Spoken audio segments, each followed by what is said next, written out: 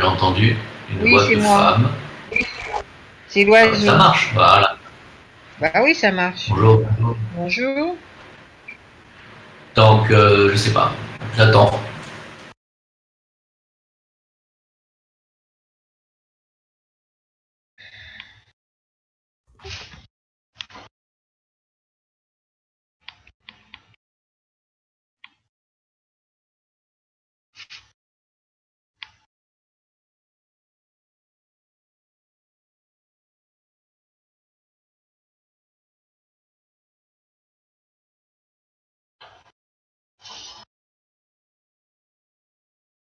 Bon, quoi qu'il en soit, il est 19h, on va quand même commencer à parler un peu.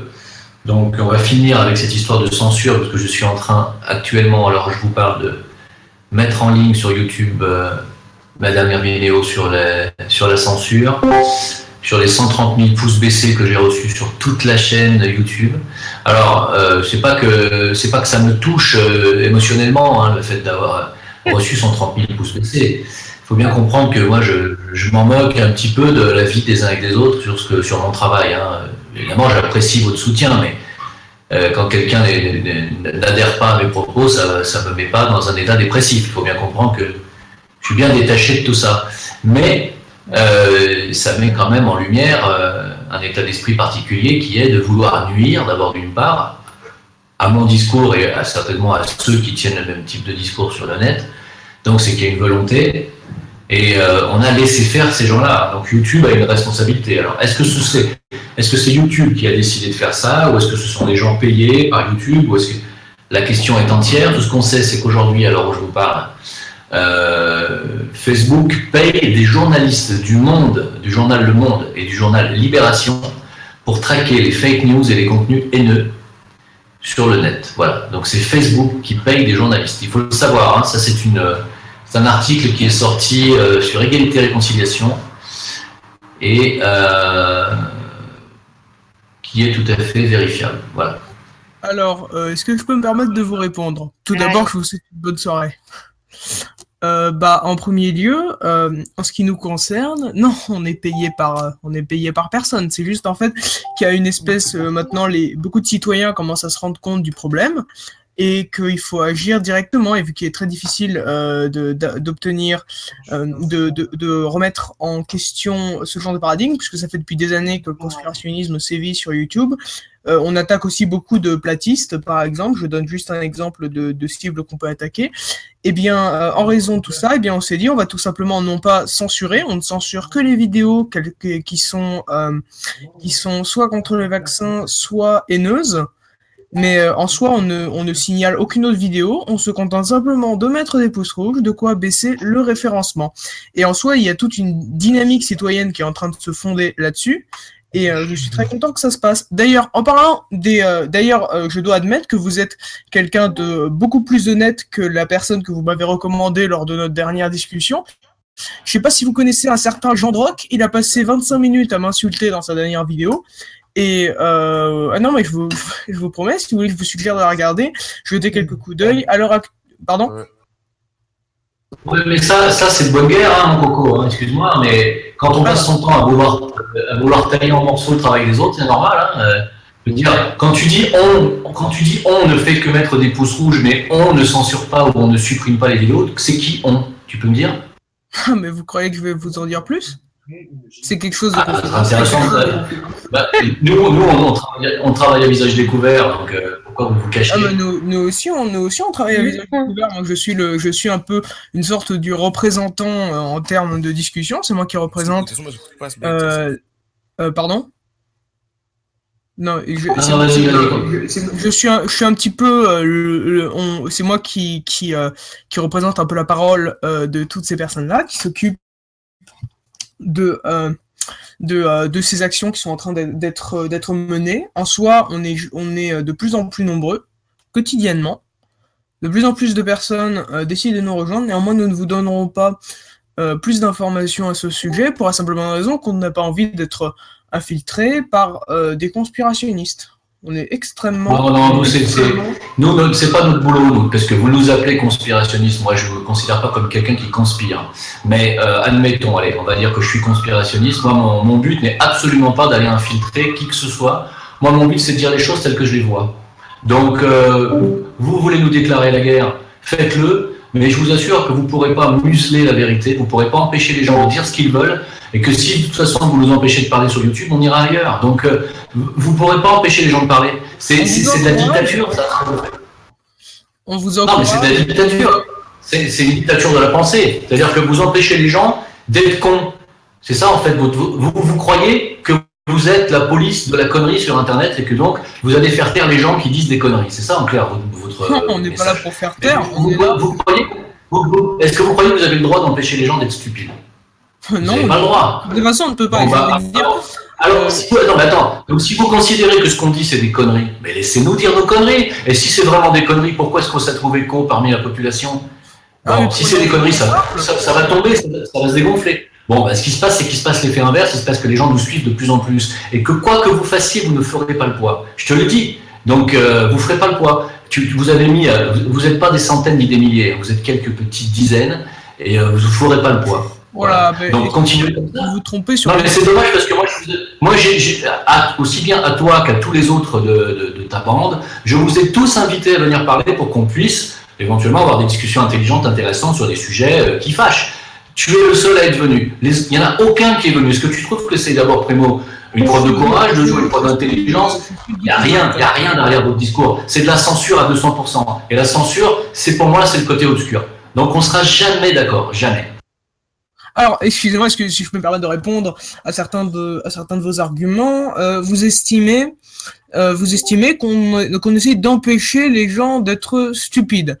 Non, on ne veut pas empêcher les gens d'être stupides, on veut simplement empêcher les gens de se faire manipuler par des informations fausses. Sachant, vous savez, au passage, on a un comité de visionnage, ça veut dire les vidéos, une fois qu'elles sont postées, très souvent, elles sont visionnées. Il y a que de très rares cas où on ne les visionne pas. Ce sont des délégués qui s'occupent de visionner les vidéos afin de valider les attaques que nous lançons ensuite. Ainsi, on en a juste marre que les gens se fassent avoir par du conspirationnisme dont la méthode a plusieurs fois été réfutée. Je pense que c'est un problème vu que je suis très opposé à ce qu'on appelle plus communément la mauvaise foi, et je pense par ailleurs que le conspirationnisme peut mener à des dérives quelque peu dangereuses. Notamment, j'ai parlé de l'antivaxisme il y a quelques temps. Je pourrais parler d'autres dérives, notamment tout ce qui touche aux sciences un petit peu naturelles, qui pourraient parfois jusqu'à aller remplacer des traitements sérieux, comme disait notamment l'apôtre du cru en prescrivant d'arrêter sa chimiothérapie pour prendre des jus de légumes ou faire du jeûne ou je sais plus quoi. Et bien excuse-moi, mais ça c'est un fake news ce que tu dis là, parce que c'est pas vrai. Il a jamais fait ça, Thierry Casasnovas. Il a jamais dit à qui que ce soit d'arrêter son traitement. Pardon? J'ai vérifié. Il a jamais dit à qui que ce soit d'arrêter son traitement. Donc ça c'est une fake news. Donc là tu dois retrouver sous le coup. Il avait dit de remplacer le traitement par un jeûne. Non, pas de le remplacer. C'est pas vrai. Par un jeûne. C'est pas vrai. Non. De toute façon, il y a une chose, tu peux dire, moi je suis quelqu'un qui aime bien faire des résumés, je suis quelqu'un qui a un esprit synthétique. Vous faites la guerre aux mensonges donc, et nous on fait exactement la même chose. Sauf que vous, ce que vous considérez comme mensonge, c'est l'opposé que ce que nous considérons comme mensonge. C'est pour ça que j'avais proposé à toi et à tes amis une médiation, une table ronde, qu'on parle, qu'on se mette d'accord sur ce qui est mensonge et pas mensonge. Or là, il n'y a pas moyen puisque vous ne voulez pas parler avec nous. Enfin, déjà, pas avec moi. Enfin, là, ce soir, tu viens parler. Tu as vu que moi, je t'ai jamais maltraité, je t'ai jamais manqué de respect, et que personne ne s'est comporté comme moi, je me comporte parmi tes amis. Ça a été les insultes, ça a été la diffamation, les insultes, et j'en passe. Donc, comment est-ce que tu veux qu'on avance? Moi, il faudrait faire avancer les choses. C'est pas en se mettant les uns contre les autres qu'on avancera. Donc, nous, on veut pas... Les complotistes et les conspirationnistes, leur but, c'est pas de mener les gens dans le mensonge, c'est au contraire de leur ouvrir les yeux sur les médias mensonges et sur les gros mensonges du système, notamment des gros laboratoires pharmaceutiques. Tu vois, France Gall est morte aujourd'hui, elle est morte d'un cancer, elle n'a pas été guérie par le système de santé, elle n'a pas été guérie du tout. Bon. Donc, on ne peut pas dire que c'est du charlatanisme d'essayer de soigner son cancer par des médecines naturelles. C'est pas plus du charlatanisme que de faire de la chimio, parce que finalement, les gens crèvent quand même du cancer avec la chimio. Donc, à un moment donné, pourquoi ne pas laisser les gens écouter des discours qui disent, écoutez, vous savez, vous pouvez peut-être aussi vous guérir autrement. Pourquoi est-ce que tu peux les empêcher d'écouter ça, les gens? De quel droit? Voilà, moi, je suis quelqu'un qui est pacifiste. Après, je dis pas que pour une chanson, c'est juste que quelqu'un qui parle en même temps que moi, mais je ne sais pas si on m'a entendu. Finalement, tu vas te séparer du reste de l'humanité. On t'entend pas assez, Franck. On t'entend pas, Franck, règle ton micro. Oh non. Attends, Franck, tu parles en même temps que moi et en plus on t'entend pas. Bon, enfin, je sais pas si tu m'as entendu, rapport, je viens de te parler, donc écoute, je vais laisser parler les autres, moi j'ai dit ce que j'avais à dire. Alors précise, il se peut que ça raccroche à un certain moment. Ouais, mais est-ce que tu as entendu ce que j'ai dit? On est manipulé depuis. J'ai entendu ce que vous avez dit, mais je précise juste, il se peut que ça raccroche. Alors pour vous répondre, attends, il me semblait qu'il y a Franck qui voulait parler d'abord.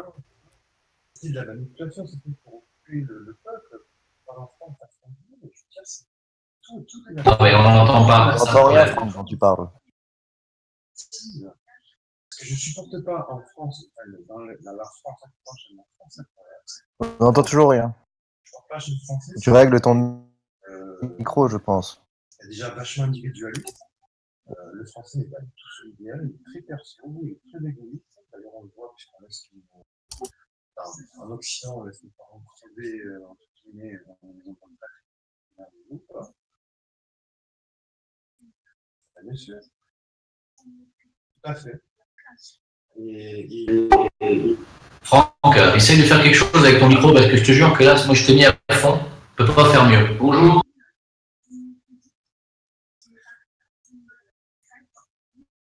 Ouais. Et puis, j'aime pas aussi ce côté où on est amnésique. C'est-à-dire que en France, tu vois, t'as des mecs, par exemple, moi je parle juste là pour le cinéma, hein, un mec comme Joe Star. Le mec, il a 10 ans, il nique ta mère, nique la France, nique machin, hein. Le mec, parce qu'il a un réseau, parce qu'il a le public derrière, on le met, je veux dire, il s'est retrouvé projeté parce qu'il fait dans un police. Bon, je veux dire, il a joué ce qu'il a dit dans la vie, il n'y a rien d'exceptionnel, quoi. Le mec, du coup, s'est retrouvé propulsé à jouer avec 2 par 2, s'il te plaît, quoi. Et après, les gens, ils sont en train de l'incenser, quoi. Alors que le mec, c'est une putain de toxicant. Moi, je l'ai vu sur le tournage d'arrive. Le matin, il a déjà bu du rhum, il est chargé. On avait une scène où on était à l'extérieur dans une partie. D'ailleurs, on avait tous les gaz d'échappement. Il y avait donc une cabane, une caravane, là, où des hamburgers. Alors, tous les mecs de la technique qui venaient chercher pour faire un hamburger, c'est gratos. Voilà, donc, ça, puis il est arrivé, il a fait, vas-y, tu fais ça, machin et tout, puis après, il a pété, machin, mais tu te rends compte? Excusez-moi, pardon, je ne sais pas si quelqu'un entend quoi que ce soit, mais moi je n'entends rien. Je n'entends pas non plus. Alors, c'est pour ça, parce que c'est. Non, mais il est au téléphone, en fait. Il est au téléphone, mais il parle pas à son micro. Alors, ce que je vais faire, c'est que je vais mettre son micro en muet en attendant, qu'il se manifeste Oui, voilà, c'est par ça écrit, qui parce que voilà, donc je l'ai coupé, et là il ne se passe rien du tout. Donc je ne sais plus où on en était, moi. Ah oui, quoi qu'il en soit, Non, Jim, tu l'as pas coupé son micro. Tu l'as pas coupé. J'essaye donc. si, j'ai coupé. Non, on l'entend toujours. Il a plein. Franck, vous l'entendez encore? Oui. Franck 777, ouais. Franck. Alors, Mais tu vois, c'est ça que j'aime pas, c'est la France. faites un clic droit sur son nom et vous mettez muet. Vous devez avoir la possibilité certainement de fermer son micro. C'est terrible. C'est bon. Alors, oui, alors pour vous répondre, du coup, votre propos, c'était quoi exactement? C'est de dire qu'on faisait de la censure et qu'en soi, on ne pouvait pas empêcher les gens d'être stupides, que ça s'apparentait à quelque chose de presque totalitaire. Alors pour vous répondre, j'ai envie de dire, notre propos n'est pas d'empêcher les gens d'être stupides. Je veux dire, ça c'est quasiment impossible, mais non, on veut juste éviter que les gens, on veut juste éviter le mieux que possible que les gens se fassent arnaquer par de fausses informations. Et en l'occurrence, on s'attaque particulièrement au cas du conspirationnisme qui nous agace tout particulièrement. D'abord parce que nous-mêmes, on a quand même vécu de sacrées histoires avec nos amis conspirationnistes. En termes de censure, on s'est fait censurer plus d'une fois après avoir commencé un débunkage courtois de conspirationnisme. Moi, Laurent Freeman, il m'a banni en 2 minutes de sa page Facebook une fois que j'avais fait mon débunkage à son sujet. Donc, en fait, on a plusieurs fois subi ça. On est très énervé, on en a marre, on n'en peut plus, et on en a marre qu'à chaque fois qu'on expose des arguments pertinents face à des choses qui sont mises en avant, eh bien, on en a marre que nos arguments ne soient pas pris en compte en réalité. Donc finalement, on y va, quoi. On n'en peut plus et on lâche des pouces rouges le plus possible. Voilà, c'est uniquement ça. Néanmoins, on précise, on ne signale jamais les vidéos qui ne sont pas anti-vax ou ne sont pas violentes. Ouais, tu parles. La majorité de ma chaîne, c'est 90% de vidéos qui ne parlent pas de vaccination, de choses comme ça. Vous êtes quand même allé mettre des pouces rouges, même sur des sujets où les gens auraient bien besoin d'entendre ce que je dis, parce que je suis quand même en 4e année de médecine chinoise et je suis quand même naturopathe. Et quand je dis des choses, c'est quand même pas des conneries. Je veux dire, je suis quelqu'un qui a étudié toute sa vie. Donc, vous êtes en train d'essayer d'empêcher les gens d'accéder à une certaine information. Et je me demande, voilà, toi tu dis que parce que vous en avez eu marre qu'on vous boycotte ou qu'on vous censure, mais vous n'êtes pas capable de débunker ou de venir discuter avec nous sans nous insulter. Sans déconner, tu sais que moi je ne bloque que les gens qui m'insultent. Sinon je ne bannis jamais personne de ma chaîne. La preuve, t'es là, tu vois. Donc, allez me mettre des pouces baissés sur une vidéo sur la franc-maçonnerie, par exemple, alors que bon, je suis quelqu'un qui suis assez calé sur le sujet, il y a des gens que ça intéresse. Pourquoi aller me mettre 500 pouces baissés sur une vidéo sur la maçonnerie? En quoi ça vous nuit? En quoi ça va nuire aux gens qui veulent se faire vacciner? C'est pas honnête. Alors, juste une chose, vous confondez pouce baissé et signalement. Les pouces baissés, c'est pas de la censure, les pouces baissés, c'est pas de la censure, il y a du bruit à côté. Les pouces baissés, c'est pas de la censure, ce sont des pouces baissés. C'est un moyen de démoraliser. Mais ça ne démoralise pas du tout, ça fait l'effet inverse. Attendez, je vais terminer, c'est juste que j'ai été coupé. C'est un moyen d'un côté, c'est comme ça qu'on utilise du moins. C'est un moyen de démoraliser, tout simplement. Et le signalement, contrairement au pouce rouge, c'est un moyen de faire supprimer des vidéos. Le signalement, on ne l'opère que sur les vidéos anti-vax ou les vidéos violentes. Parce qu'on estime que ça met des gens en danger. C'est faux. La seule vidéo qui a été supprimée de toute ma chaîne, c'est une vidéo qui parlait absolument pas d'une vaccination. C'est une vidéo qui parlait de la France et de son destin. Bon, donc non. Mais est-ce que c'était après ou avant les pouces rouges? Non, c'est après. C'était là, il y a 2 jours. Ils l'ont supprimé hier. Ouais. Et pour quelle raison? Parce que nous, en tout cas, dans ce cas, ça ne doit pas venir de nous, puisque nous, on ne signale pas les vidéos qui ne sont pas vax ou pas violentes. Mais j'en sais rien, figure-toi, parce que j'ai pas pu réaccéder à cette vidéo, ils l'ont supprimée. Et comme j'ai pas de double, parce que je ne mémorise rien, je ne garde rien en mémoire, c'est pas grave, mais ça fait rien. Mais après, pour en revenir à ton discours, si tu penses que tu vas intimider un mec de 51 balais comme moi, parce que vous avez mis des pouces baissés, mais vous vous mettez le doigt dans l'œil, les gars. Au contraire, ça a augmenté mon audience de 168% au mois de décembre, cette histoire de pouces rouges. Vous vous trompez. Moi, je te dis bien. Régler les problèmes et de faire avancer les débats, c'est de venir parler. Bon, t'es le seul à venir, c'est quand même triste. Regarde combien de personnes il y a aujourd'hui, maintenant. On est, je sais pas compter. Et regarde, toi, tu représentes, t'es tout seul dans ton clan. Pourquoi vous venez pas? Pourquoi? Parce que je suis un peu le délégué de la parole. En fait, la parole du groupe. Ça veut dire comme ça, les autres membres, déjà, ils sont pas toujours disponibles. Des plus jeunes membres du groupe. Les autres membres ne sont pas toujours disponibles. Et puis ils ont autre chose à faire de façon générale, alors que moi là ça va, je suis tranquille, j'ai du temps libre, j'en aurai peut-être un peu moins les prochains jours, mais donc c'est pour ça que moi je m'étais porté volontaire pour en parler. De plus, j'ai une certaine notoriété en termes de lutte contre le conspirationnisme, sachant que je fais des vidéos depuis déjà un certain temps sur le sujet. Alors, en ce qui concerne la démoralisation et tout ça, peut-être que ça vous démoralise pas, mais en tout cas, le fait est que vous en parlez quand même un petit peu beaucoup. Donc, j'ai un peu l'impression que vous vous sentez un petit peu concerné quand même. Vous pourriez faire, par exemple, comme votre ami Jean Droc, en effaçant le compteur de pouces rouges et de pouces bleus. Ça, c'est possible.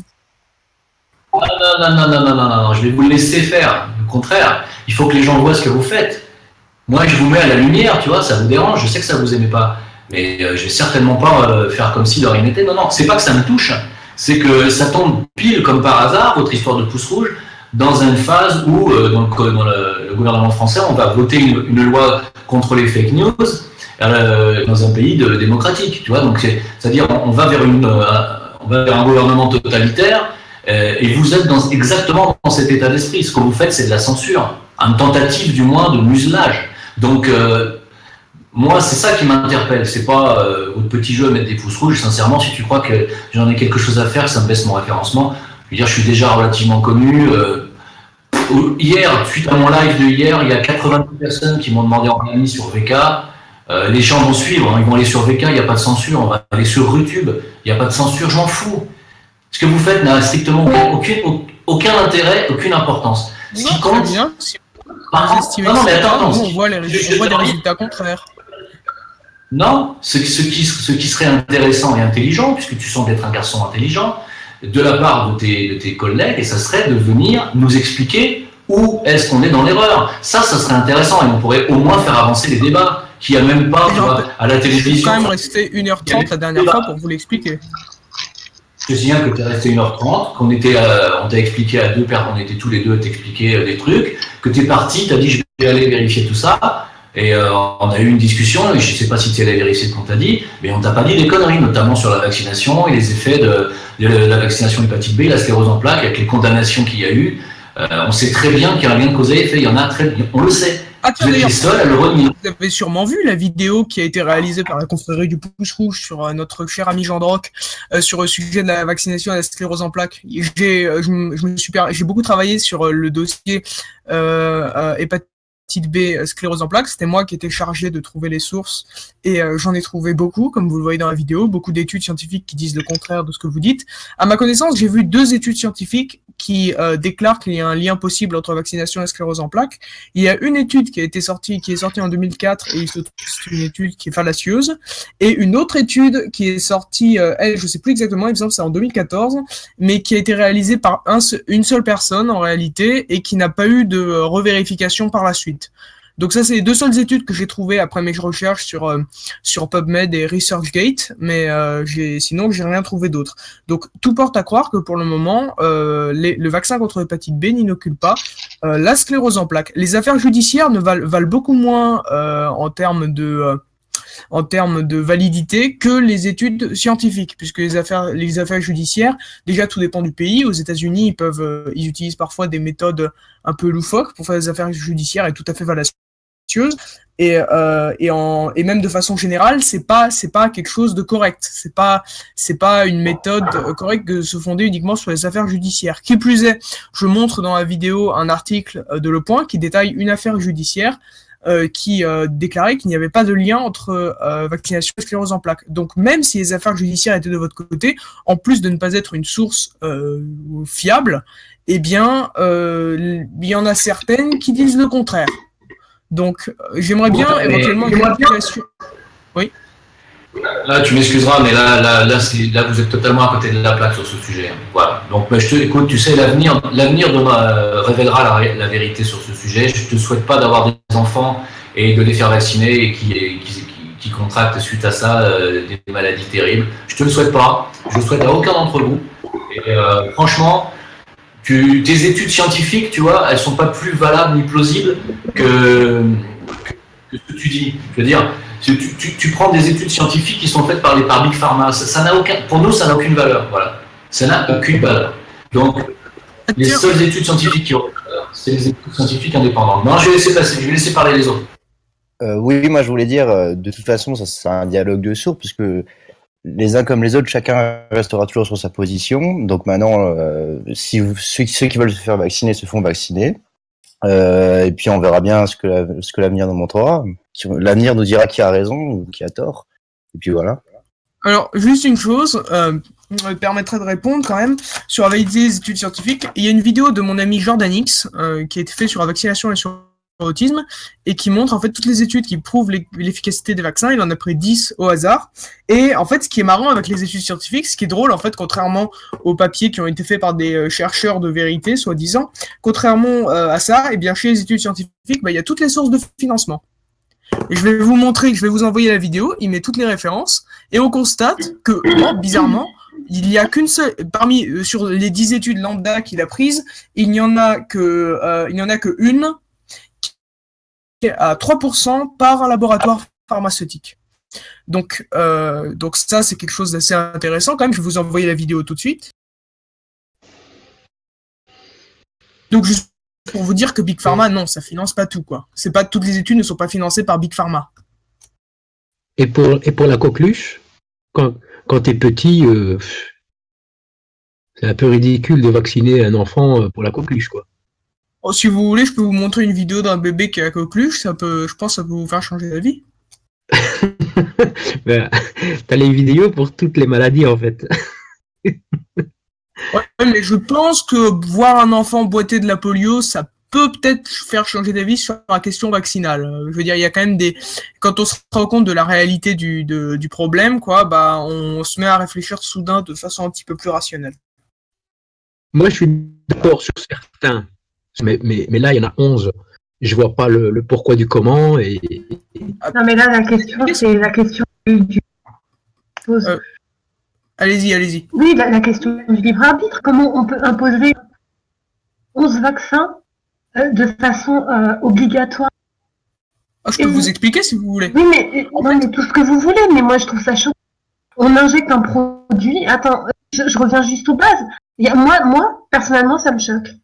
Après, on peut trouver où on met le focus, on peut trouver des circonstances, oui, des chiffres.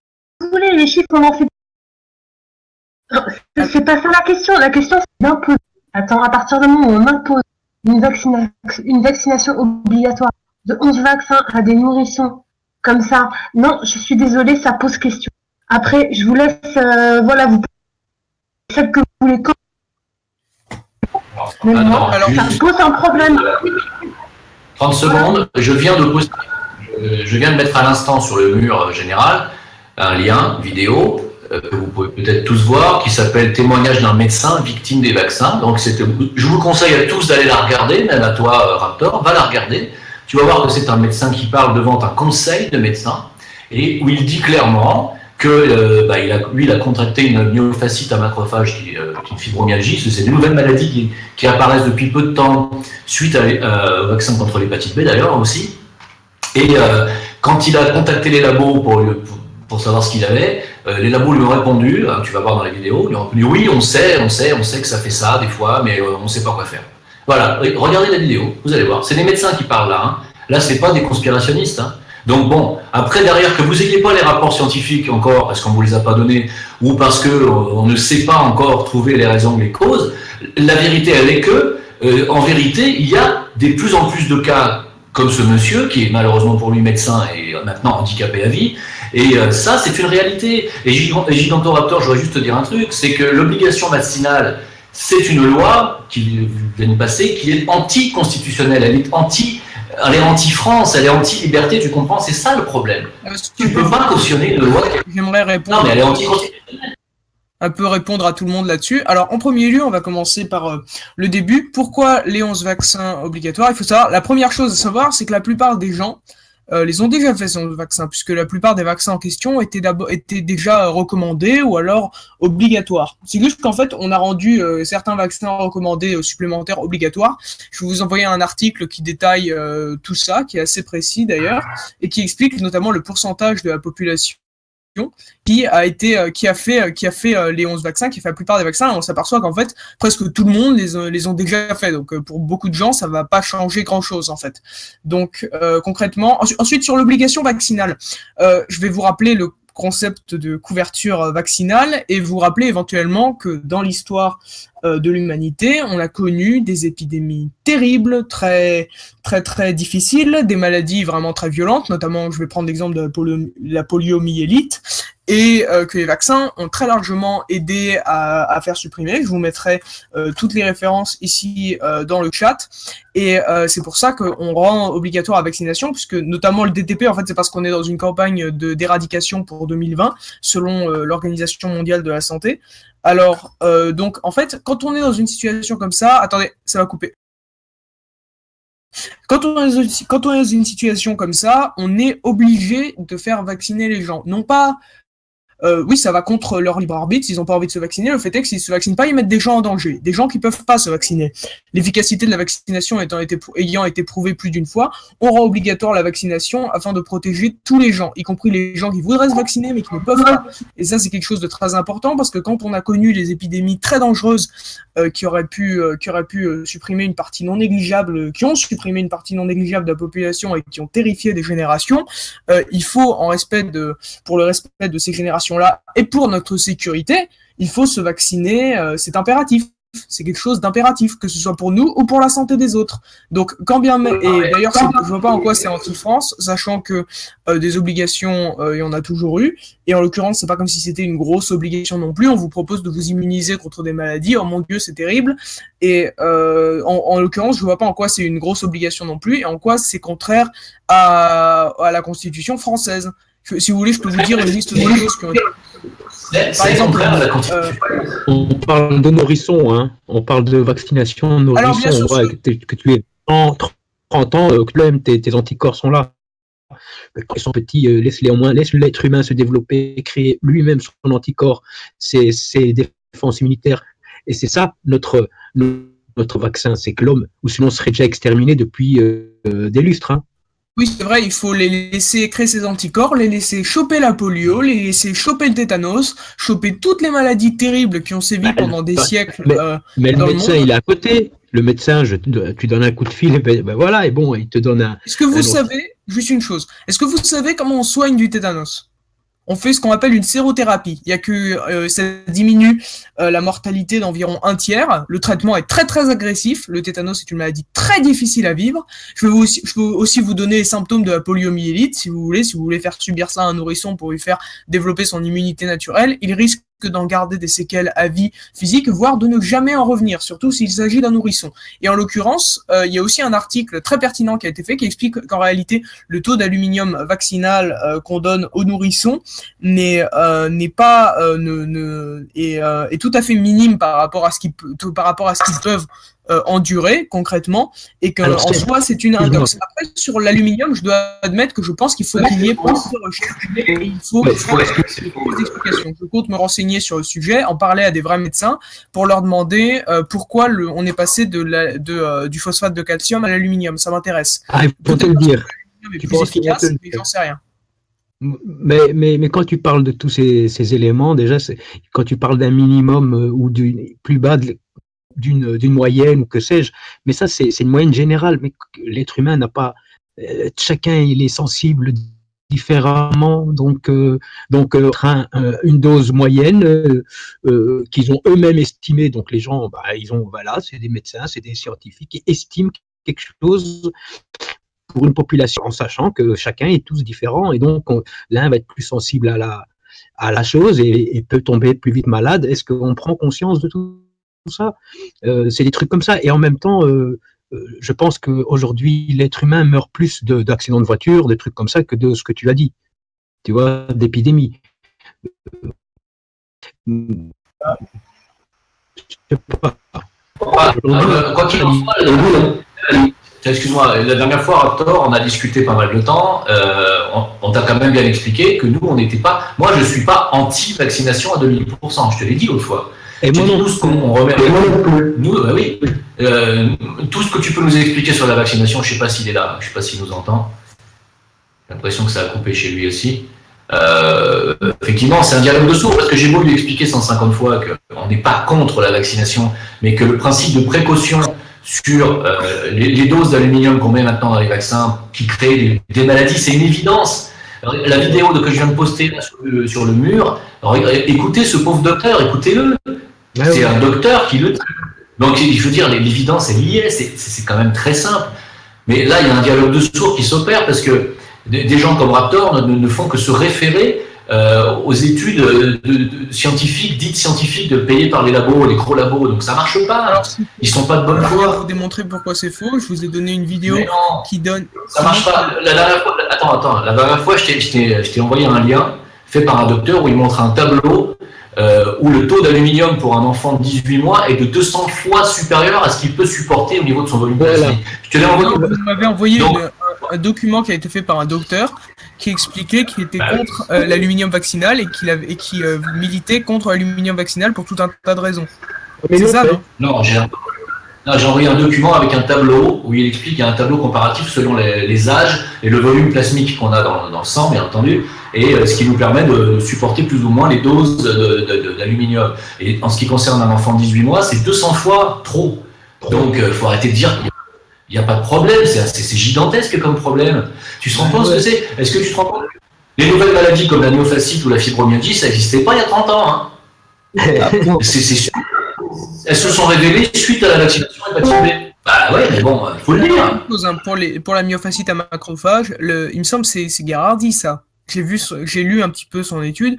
Faudrait que je la lise en anglais en soi pour me renseigner correctement. Mais là, je me permets de vous envoyer l'article des décodeurs qui donne énormément d'informations sur le sujet. Vous verrez à l'argument numéro 2 que la plupart des enfants sont déjà vaccinés contre les 3 vaccins. Mais l'immense majorité, quoi. Enfin, contre tous les vaccins, l'immense majorité, quoi. Et en fait, la plupart, le seul cas, presque à 100%, hein, le seul cas où éventuellement on a une quantité de personnes, une quantité importante de personnes qui ne sont pas encore vaccinées, c'est pour la méningocoque C, le ROR 2 doses et l'hépatite B 3 doses. C'est juste ces 3 maladies-là pour le moment qui sont environ à 30-20% de non-vaccinés dans la population. Mais tout le reste, c'est jusqu'à 10% maximum, quoi. Donc c'est vous dire qu'en fait, les 11 vaccins, ça va juste pas changer grand-chose à ce qui se passe. Maintenant, pour un bébé n'est pas trop fragile pour supporter les vaccins, attendez. On ne peut pas le savoir, on n'a pas assez de recul. On n'a pas assez de recul pour savoir ce que tu dis, on ne peut pas savoir.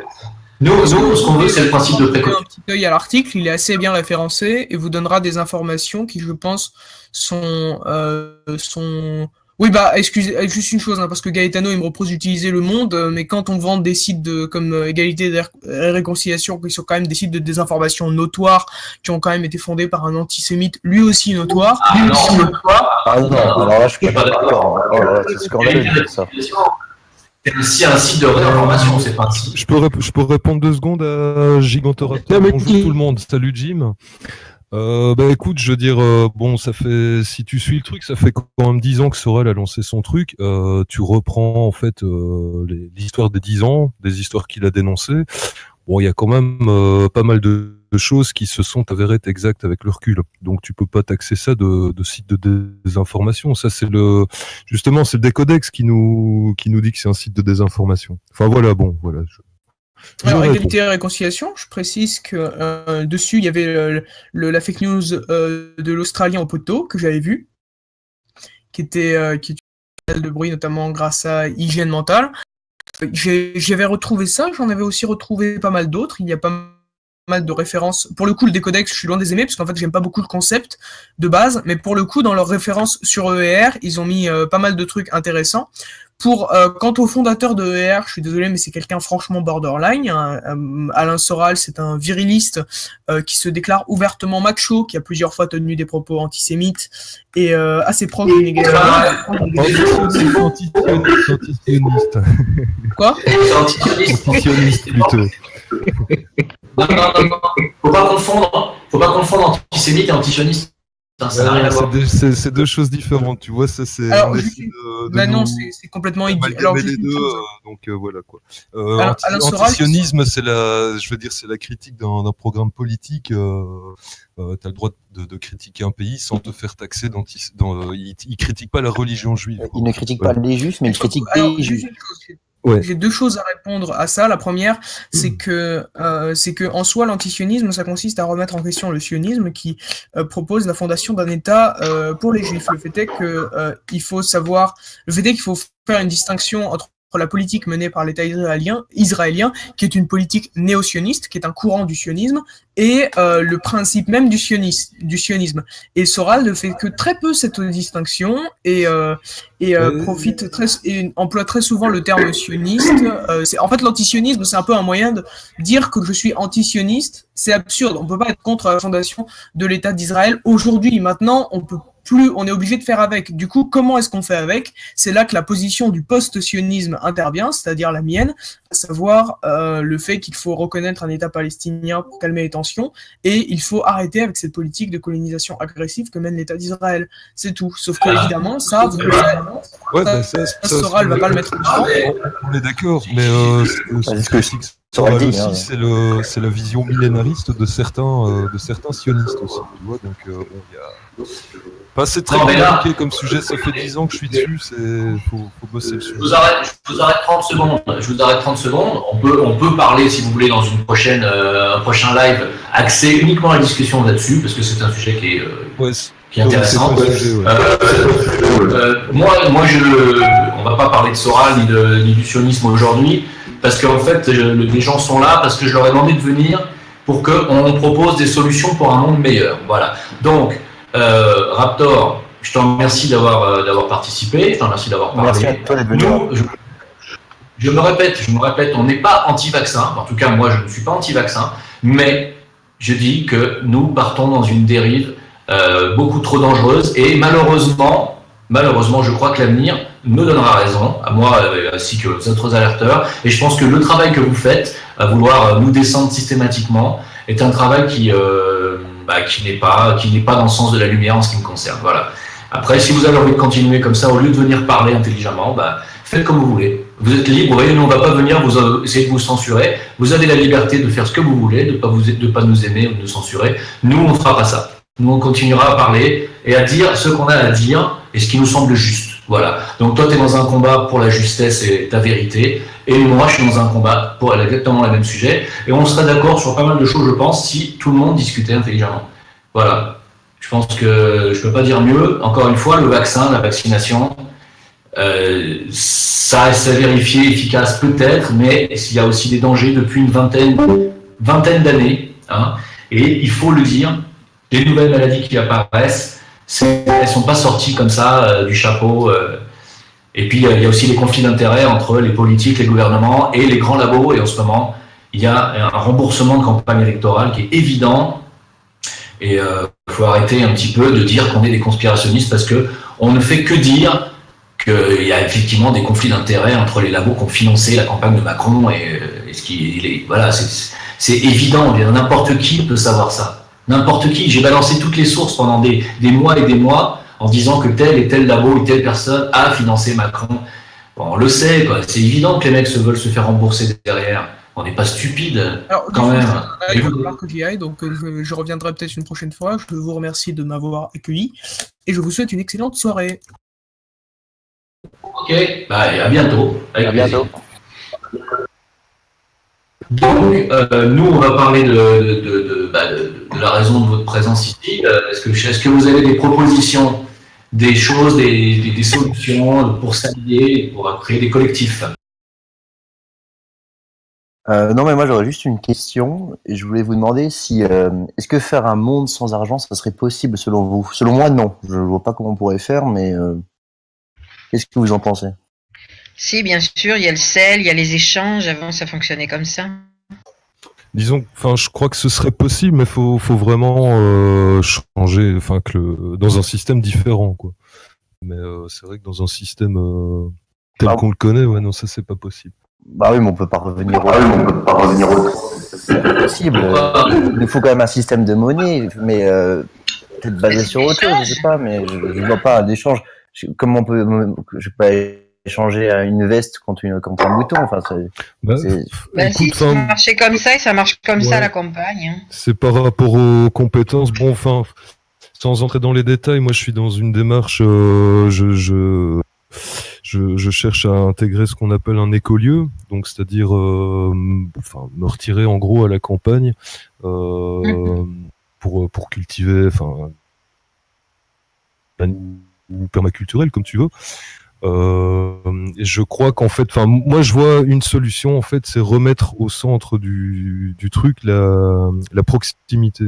Donc c'est-à-dire par exemple, bon, moi j'ai un jardin, je produis, je sais pas, des tomates, des céleris, compagnie. Toi t'as ton jardin, bon ben j'ai pas de patates, on échange quoi, tu vois. Bon ça par rapport à la nourriture, ça permet d'être un peu indépendant par rapport à ça. Enfin voilà, c'est des petites choses, quoi, mais pour moi, c'est une accumulation de petites choses qui peut faire en sorte que des plus grandes choses soient possibles, en fait. Moi, je trouve ça très intéressant. Mais bon, après, il y aurait quand même un retour en arrière monumental pour en revenir au Moyen-Âge. Mais justement, ça, c'est souvent quand je parle de ça, les gens s'imaginent que c'est repartir dans ta caverne. Non, moi, je pars du principe qu'en fait, on vit à une époque où tu as une certaine technologie. Bon, moi, je prône pas un retour à l'âge de pierre. Je veux dire, bon, je crois que j'ai visité plusieurs écolieux. Bon, mais c'est des endroits, ils ont une connexion Internet, par exemple. C'est juste, enfin, il y a tout un tas de choses, en fait, le système nous a rendus dépendants, nous a infantilisés, et c'est reprendre, en fait, reprendre en main sa souveraineté, enfin, être capable de refaire des choses toutes simples, quoi, des conserves de bouffe. Enfin, il y a tout un tas de choses qu'on n'a pas besoin parce qu'on est le système nous a imposé une espèce de confort comme ça. Bon, maintenant, je crois qu'il y a des gens pour qui c'est pas possible. Il y a des gens qui sont trop qui sont trop dépendants donc ça peut pas se faire du jour au lendemain, quoi, en fait. Oui, tu es encore trop matérialiste dans ce monde. Voilà, c'est ça. Voilà. Pareil. Vous savez que l'argent en lui-même n'est pas du tout néfaste. Hein. C'est pas le problème de l'argent. C'est-à-dire l'argent, il existe depuis la nuit des temps. Les Romains, les Grecs fabriquaient des pièces. Ça n'a jamais été un problème, l'argent. Le problème, il n'est pas là. Le problème, c'est le système financier actuel, le système bancaire. C'est l'usure. Tu sais comment ça se passe? Tu vas dans une banque. Tu déposes 1000 euros. Hein, j'allais dire 1000 francs. Moi. Et tu sais ce qu'il en fait, le banquier, de tes 1000 francs? Bah, il prend, et avec ces 1000 francs, il en crée 100 000. Qui n'existent pas. C'est ça le truc. C'est qu'en fait, ils ont créé une bulle, qu'on appelle une bulle monétaire, une bulle financière, qui n'existe pas, qui est virtuelle. Mais eux, ils ont le droit de le faire. Ils ont le droit parce que, je ne sais pas pourquoi, qui leur a donné l'autorisation de faire ça. Et donc, du coup, avec les 1000 balles que tu leur as données, eux, ils en ont 100 000. Et quand quelqu'un vient leur demander un prêt de 10 000, ils leur donnent 10 000. Mais ça n'existe pas, ces 10 000. C'est basé uniquement sur tes 1000 francs que tu leur as donnés à la base. Donc, ils inventent des milliards et des milliards et des milliards qui n'existent pas. Donc, à un moment donné, qu'est-ce qui se passe? La bulle, elle va tout simplement éclater. Et on est sur le bord, là, on est sur le point d'éclater encore une fois. Ah oui, je suis donc, d'accord. Oui, mais donc, c'est pas l'argent, c'est pas les 1000 francs que tu lui as donné qui cause problème. Parce que si tu lui avais donné les 1000 francs en disant, bon, vous me les gardez, et puis je vous donnerai 10 francs à la fin du mois ou à la fin de l'année, pour vous remercier de votre travail. Il n'y a rien de malsain là-dedans. Mais ce qui est malsain, c'est que le mec invente de l'argent qui n'existe pas. Tu comprends? Donc il faudrait revenir à un système monétaire qui d'ailleurs est un système qui est prôné par l'islam. Hein. Les banques islamiques ne font pas d'intérêt, ne pratiquent pas l'usure. Ouais. Et il faudrait venir à ce système où on met de l'argent et puis on peut payer eux, et eux ils prennent une petite commission, c'est tout. Voilà, là ça marcherait. C'est ça, il faudra revenir à un système beaucoup plus sain. Ouais, et revenir réel,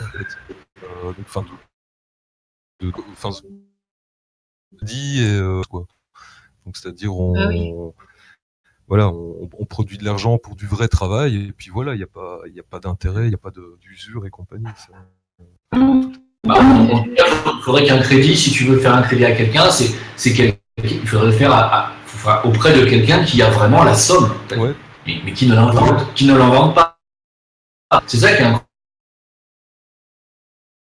incroyable. Surtout, on vit dans un système qui pousse les gens justement à vivre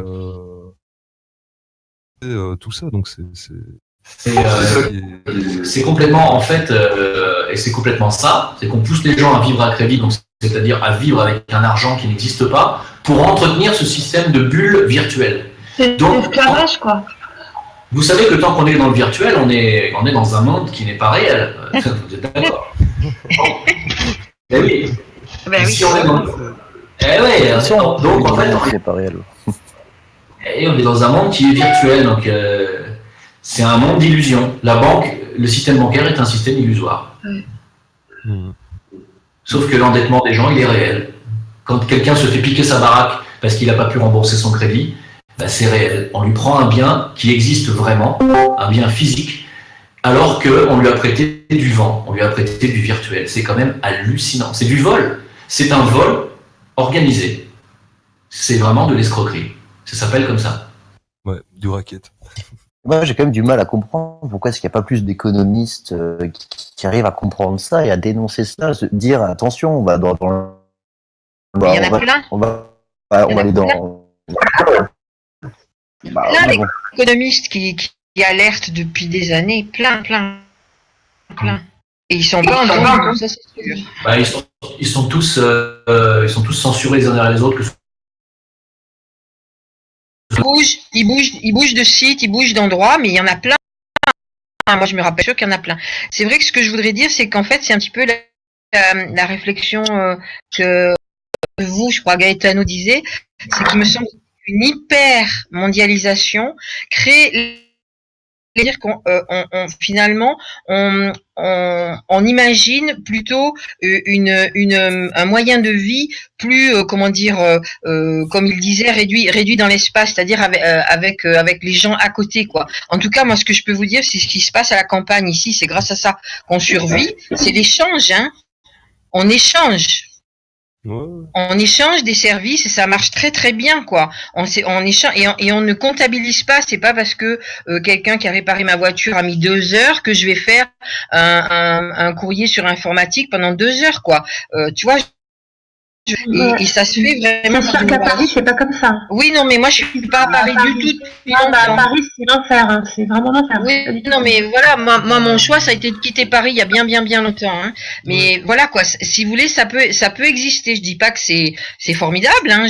Mais voilà. Et c'est vrai que l'hypermondialisation peut créer l'effet inverse, c'est-à-dire qu'on s'organise vraiment en local, quoi. C'est un petit peu ce que disait Gaetano, me semble-t-il. Ce qui est bien quand on est à la campagne, c'est que la majorité du temps, tu dis bonjour à tes voisins, rien que ça. C'est pas du tout le même état d'esprit. Ouais, mais ça, c'est en ville, encore une fois. C'est en ville. Non, mais je suis d'accord, le partage et tout ça, ça peut marcher sans comptabiliser à partir du moment où les gens sont bien intentionnés. Le problème, c'est que c'est plus une question d'éducation pour le coup qu'une question de c'est clair. Comment dire ça? Je veux dire, on peut rêver d'utopie comme ça, on part du principe que tout le monde sera bien attentionné, mais je pense pas que ce soit une réalité. Il faut du mauvais comme du bon, et puis voilà. Ok. Enfin, tu vas dire que je prêche pour ma chapelle, mais moi personnellement, ces 3 dernières années, j'ai été faire ce qu'on appelle du woofing dans des écolieux. Donc c'est en gros, on t'offre le gîte et la nourriture contre 5-6 heures de travail. Voilà, la campagne. Mais ça existe, quoi. Et c'est vrai qu'à un moment, tu vois, quand tu prends conscience, quand tu es confronté à la réalité, tu dis c'est possible. Et il y a plein d'initiatives comme ça en France, dans les Landes, en Bourgogne, dans tous les trucs. Dans le monde entier. Ouais, même en Angleterre. Le woofing, c'est le monde entier. Ouais, tout à fait. Mais seulement, on n'en parle pas trop, quoi, en fait. Ah bah. C'est ça qui est dommage. Mais sinon, et en plus, je veux dire, ta qualité de vie, c'est vraiment, disons, tu te retrouves vraiment à la campagne avec des gens dans le même esprit, donc tu collabores, quoi, en fait. C'est des échanges, et tu te rends compte que, finalement, c'est là que tu te rends compte que tes besoins essentiels, il n'y a pas grand-chose. C'est tout ce que tu as, le confort, le luxe, c'est du luxe, quoi, en fait. Je veux dire, bon, maintenant, c'est comme je disais, ça dépend. Il y a des gens, ce genre de vie pourrait pas leur convenir. Mais bon. Moi, je pars du principe, je suis persuadé que de toute façon, on va assister à un écroulement dans les années qui viennent, ne fût-ce que du système financier.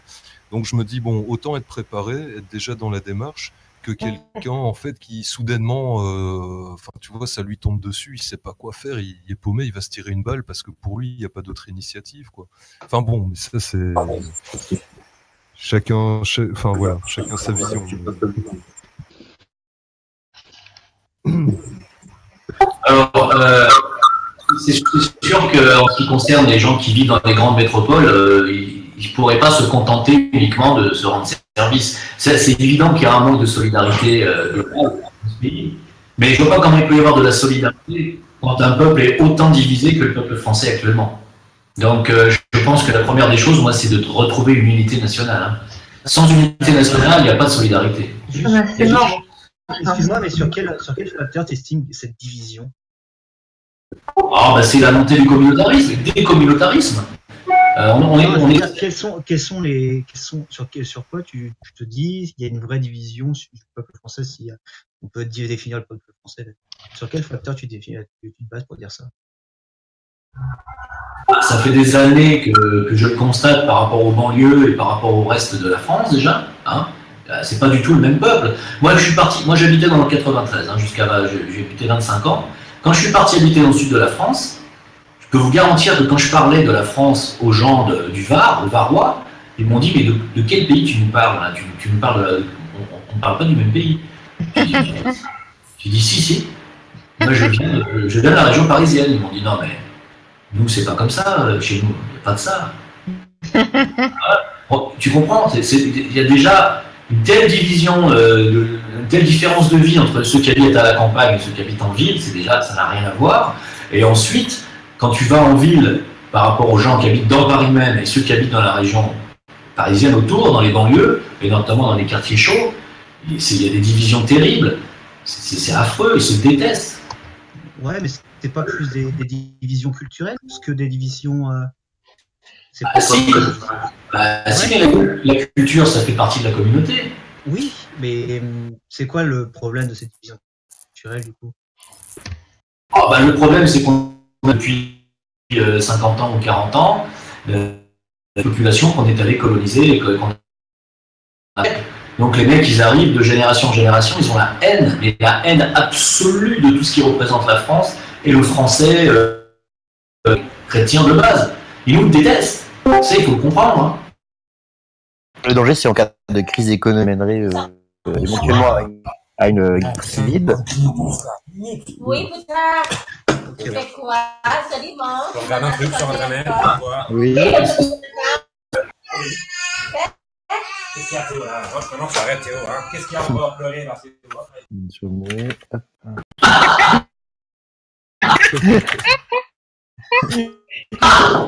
Ça, c'était énorme.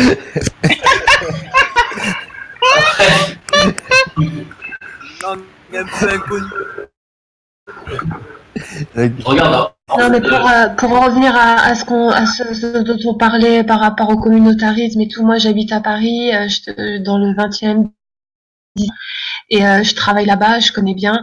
J'ai des amis à Clichy-sous-Bois, donc en banlieue parisienne, je connais très bien le problème. Et il y a des zones de non-droit, il y a du communautarisme. Ça fait 10 ans que j'ai jamais vu autant de femmes voilées à Paris. Ça, on peut pas le nier. Je veux dire, ne pas le dire, ça serait mentir. Il faut que les gens sachent, en tout cas, qu'à Paris et en région parisienne, il y a du communautarisme et il y a une montée de l'islamisme. Voilà, ça faut le savoir. Oui, ceux qui habitent en province et qui ne se rendent peut-être pas compte. Moi, j'habite à Metz, par exemple, je peux dire qu'il y en a aussi. Voilà. C'est un véritable problème, hein. Il faut pas le minimiser. Hein. Ça fait presque 35 ans que c'est un vrai problème. Hein. La montée de l'islam en France, c'est un vrai problème. Parce que l'islam n'est pas compatible avec la République. Moi, je l'ai toujours dit. Hein. Je n'ai rien contre l'islam, mais il n'est pas compatible avec la République. Voilà. Donc, c'est un problème. Vraiment. Le véritable défi, ça sera après, en cas de véritable crash boursier. Donc, quand les gens n'auront plus rien à perdre, donc c'est l'arrivée d'une guerre civile après. Et en cas de rétablissement, imaginons que ça dure 2-3 mois cette guerre civile. Après, en cas de rétablissement à la normale, c'est que les gens deviennent racistes et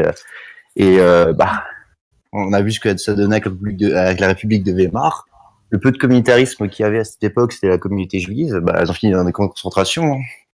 C'est pas aussi simple que ça, l'histoire de l'Allemagne. Ah non, mais ils en sont déjà racistes.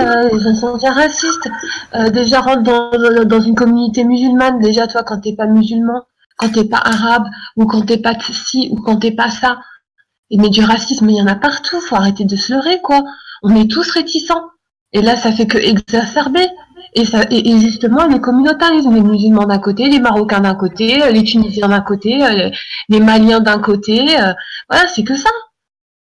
Ouais, puis en plus, bon, je dirais c'est bon, moi je suis en Belgique, hein, mais je suis près de Lille. Je suis à Tournai, donc à 20 km de Lille. Donc bon, mais ça fait des années que je suis la situation en France. En plus, je compte m'exiler en France, donc. Mauvaise idée.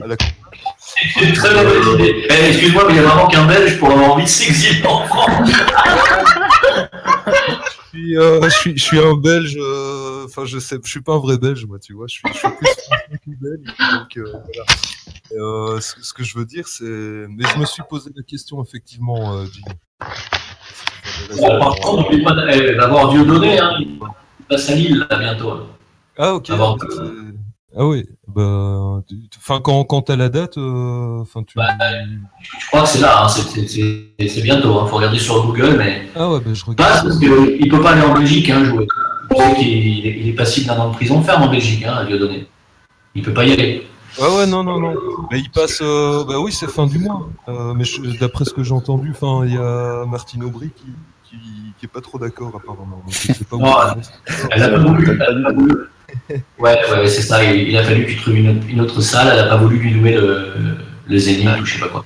Ouais. Mais sinon, bon, pour en revenir à ce que disait la dame juste avant, je sais pas si c'est l'oiseau ou Letty qui parlait de racisme. Avec enfin, je dirais la propagande de la bien-pensance médiatique et tout. Quand tu parles de ça, bah, d'office, enfin voilà, c'était catalogué comme raciste et compagnie. Donc il y a ça en plus qui communautarise aussi. Mais par exemple, mon père est musulman, tu vois, et j'ai une mère chrétienne. Attends, juste pour te dire, maintenant, moi, je me suis sentie chrétienne. Autour de moi, de mon entourage, surtout vers Clichy-sous-Bois, tout ça, vous savez de quoi on me traite? On me traite de juive. Voilà. Juste pour vous donner l'idée. Tu vois, moi, je suis traitée de juive à longueur de temps. De toute manière, toi, t'as une sale juive. C'est des termes que j'entends. Il faut, rendez-vous de la mentalité. Mais ils sont belges ou quoi? Non, ils sont français, de Clichy-sous-Bois et du 20e, 19e, 93, comme vous voyez, du nord de Paris. Voilà. Non, mais ça fait plaisir, Letty. Ça fait plaisir d'écouter ton discours parce qu'en plus, tu dis la vérité. Moi, je suis métissé comme toi, franco-algérien, pour tout te dire. Et puis, bon, bah, j'ai bien vu. Hein. Bon, effectivement, c'est ce que tu dis. Oui, mais je pense qu'à un moment donné, il va falloir. Attends, je suis terminé. Il va falloir avoir le courage un peu de ses opinions et de dire les choses telles qu'elles sont. Je veux dire, c'est pas parce que tu dénonces le communautarisme que tu es forcément un raciste ou un facho. Bah ouais, tu vois, je suis assez cash. Hein. Bon, moi, ça fait quelques années que je suis chez ER. Bon, ben voilà, le fait de dire ça, tu vois, tout de suite, il y a des a priori qui. Enfin, la petite discussion juste avant avec Gigantoraptor, là, tu parles de ça. Tu sais, j'ai longuement hésité avant de faire la vidéo de solidarité à Soral et égalité et réconciliation parce que je savais très bien que ça allait me cataloguer définitivement. Mais c'est ça. Mais à un moment donné, il faut avoir le courage de ses opinions. Hein. Je veux dire, moi, tu sais, pendant beaucoup d'années, on m'a traité de facho parce que justement, je disais qu'il y avait trop d'islamisation en France. On m'a traité de facho. Alors, ceux qui me traitaient de facho, c'était les Français d'origine algérienne, marocaine, qui ne supportaient pas que je le dise. Mais j'ai toujours assumé. Je veux dire, je faisais même des chansons sur moi. Je m'appelais moi-même Facho Man, tu vois. Donc, ça me dérangeait pas. Je disais, ok, traitez-moi de facho. Vous savez pas ce que c'est qu'un facho. Donc, c'est pas grave. Traitez-moi de facho. Mais j'ai jamais. Mais ça. Puisque le fascisme, c'est sûr que le nazi. Enfin, n'avait rien contre les musulmans. D'ailleurs, il y avait même une division musulmane. C'est une division bosniaque dans l'armée allemande. Donc, non, ça n'a rien à voir. Aujourd'hui, on prend les mots et on leur donne le sens qu'on veut. Je veux dire, non, le fascisme, ils appellent la fachosphère tout ce qui est Dieudonné, Soral, mais je vois pas où il y a du fascisme chez Dieudonné. dos, encore une fois, je vais revenir dessus, mais c'est scandaleux. Moi, je trouve que c'est scandaleux, quoi. Voilà. Et il faut se battre, il faut dire non. On dénonce les choses telles qu'elles sont. Il y a des gros problèmes en France avec des populations qui viennent de tel et tel pays. Il faut le dire. Et s'il y a un problème qu'on ne peut pas les intégrer, il va falloir y réfléchir sérieusement, savoir ce qu'on va en faire. Parce que si on ne peut pas les garder et s'ils détestent la France au point de lyncher des policiers et des policières et de retourner leur bagnole à chaque fois ou caillasser des pompiers quand ils viennent sauver les enfants d'un incendie, c'est grave, hein. Ouais, c'est ça. Qu'est-ce qu'on va faire quoi là? On en fait quoi de ces gens-là? Donc si on est en train de parler de réunification, on est en train de parler d'unité nationale et de réunification nationale, comment est-ce qu'il pourrait y avoir une réunification nationale avec des gens qui nous haïssent à ce point? La question est là, elle est posée. Non, mais c'est vrai, mais de toute façon, on touchera le fond. Moi je crois pas en un réveil massif, hein, je le dis honnêtement. Je pense qu'on touchera le fond. Mais le plus important, c'est ce qui va arriver après. C'est-à-dire qu'une fois que la crise sera arrivée, peut-être qu'il va y avoir une guerre civile, c'est comment vont réagir les gens après? Est-ce qu'ils vont accepter d'être pucés? Ou est-ce qu'ils vont dire non? Ou est-ce qu'ils vont dire oui? Ce sera là le véritable enjeu. Ce sera l'après ces choses-là, puisque maintenant, on sait que la crise économique sera inévitable. Par conséquent, il y aura certainement une guerre civile, je pense, qui sera inévitable également, à cause du communautarisme. C'est l'après qu'il faut... Que vont faire les gens? Ce sera là. Est-ce qu'on va accepter le puçage ou on va dire non? C'est pour ça qu'il faut déjà, il faut préparer ça maintenant. Enfin, moi, je vois, je suis dans d'autres groupes Discord, il y a des gens qui essaient de déjà préparer, tu vois, ne fût-ce que tu prends les travaux de choix et ce genre de choses, tu vois, mais bon, concrètement, ça avance pas beaucoup, je dirais, mais faut avoir un truc à proposer après, parce que si c'est juste, tu vois, que ça pète et tout, et remettre d'autres gens et repartir comme avant, ça change rien. Et c'est justement cet écroulement pour essayer de changer un peu les bases du système, quoi, si c'est possible. Et là, tu es en train de mettre le doigt sur une chose qui fait que voilà pourquoi je suis pessimiste, parce qu'il n'y a pas d'éveil assez massif pour justement suivre des gens comme Chouard. Il n'y a pas d'union suffisante pour qu'il y ait une véritable force d'opposition au système. Donc je ne peux pas être optimiste. Il faut être réaliste. Là, c'est quand même c'est à nous de trouver la solution, mais la solution, moi, je l'ai pas. Quand tu vois, on n'est pas capable de s'entendre. On a du mal à. Enfin, ça fait une dizaine d'années que je suis dans la entre guillemets dissidence. J'aime pas beaucoup ce mot, mais bon, il faut se classer dans des cases, donc voilà. Mais le problème, c'est ça. Je constate, il y a beaucoup de gens. C'est même pas politique, quoi. Que ce soit. Enfin, moi, de toute façon, je crois pas droite gauche. Je rentre pas dans ça. Mais il y a des gens de tous les bords, je dirais, qui ont identifié qu'effectivement il y avait un problème. Et moi, j'aimerais bien que il y a beaucoup de gens dans la dissidence qui ont des petits problèmes d'ego, qui foutent leurs petits problèmes d'ego de côté. Voilà, il y a un problème urgent à résoudre, et puis après, bon, une fois qu'il est résolu, voilà, on règle les petits problèmes d'ego. Ça, c'est pas un problème. Je suis tout à fait d'accord avec toi, mais par exemple, quelqu'un comme Alain Soral aussi, il a un gros problème d'ego parce que. Par exemple, comment il a tapé sur Asselineau, je veux dire, il y a plus important que de taper sur Asselineau. Je veux dire, est-ce que moi je pense que non. Est-ce que Alain Soral accepterait de faire des alliances avec d'autres personnes? Je pense que non, parce qu'il a aussi un ego, je pense, que je n'aime pas trop. Mais attends, il y a Carlito qui a écrit sur le mur. Moi, j'ai des terres, j'ai à manger, des armes, une autonomie énergétique, tout le monde devrait faire ça. Mais attends, moi, ça fait 50 ans que je travaille pour arriver à avoir ça, tu vois, donc j'y arrive pas. Donc, tu as énormément de chance, crois-moi, et effectivement, c'est la solution, c'est d'avoir sa base autonome, d'avoir son repas de terre, sa petite rivière qui passe, son puits, puis son électricité avec l'énergie solaire ou éolienne, évidemment, tu es au top, hein, tu es totalement autonome. Ouais, c'est ça, le rêve. Mais en fait, c'est vrai, il y a quelqu'un qui m'a suggéré une idée, il m'a dit pourquoi est-ce qu'on n'achèterait pas à plusieurs un grand complexe, c'est-à-dire plusieurs hectares avec un grand domaine, et puis on n'essaie pas de faire une coopérative où chacun vit, fait de vivre un petit peu à la kibbutz. Voilà. à l'ashram, quoi. Oui, ce serait intéressant. On habite tous tellement loin. On est tous. Par exemple, toi, t'habites au Maroc. Moi, j'habite à Metz. C'est intéressant, mais on est tous individualistes quand même. Je veux dire, dans l'âme, on a tous besoin d'avoir son jardin secret. Et c'est difficile de vivre en communauté. Moi, je sais que j'aurais du mal. J'aurais beaucoup de mal à vivre en communauté.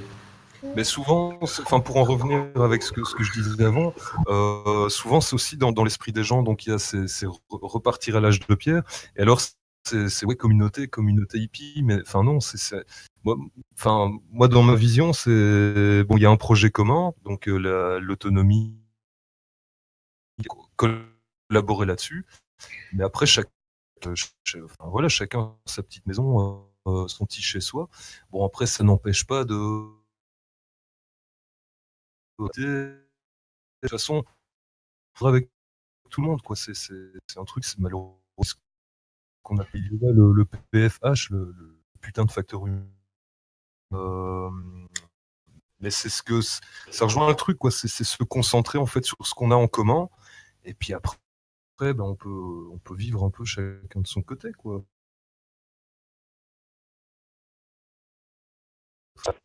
Alors, il y a plein d'éco-villages en France qui existent très longtemps.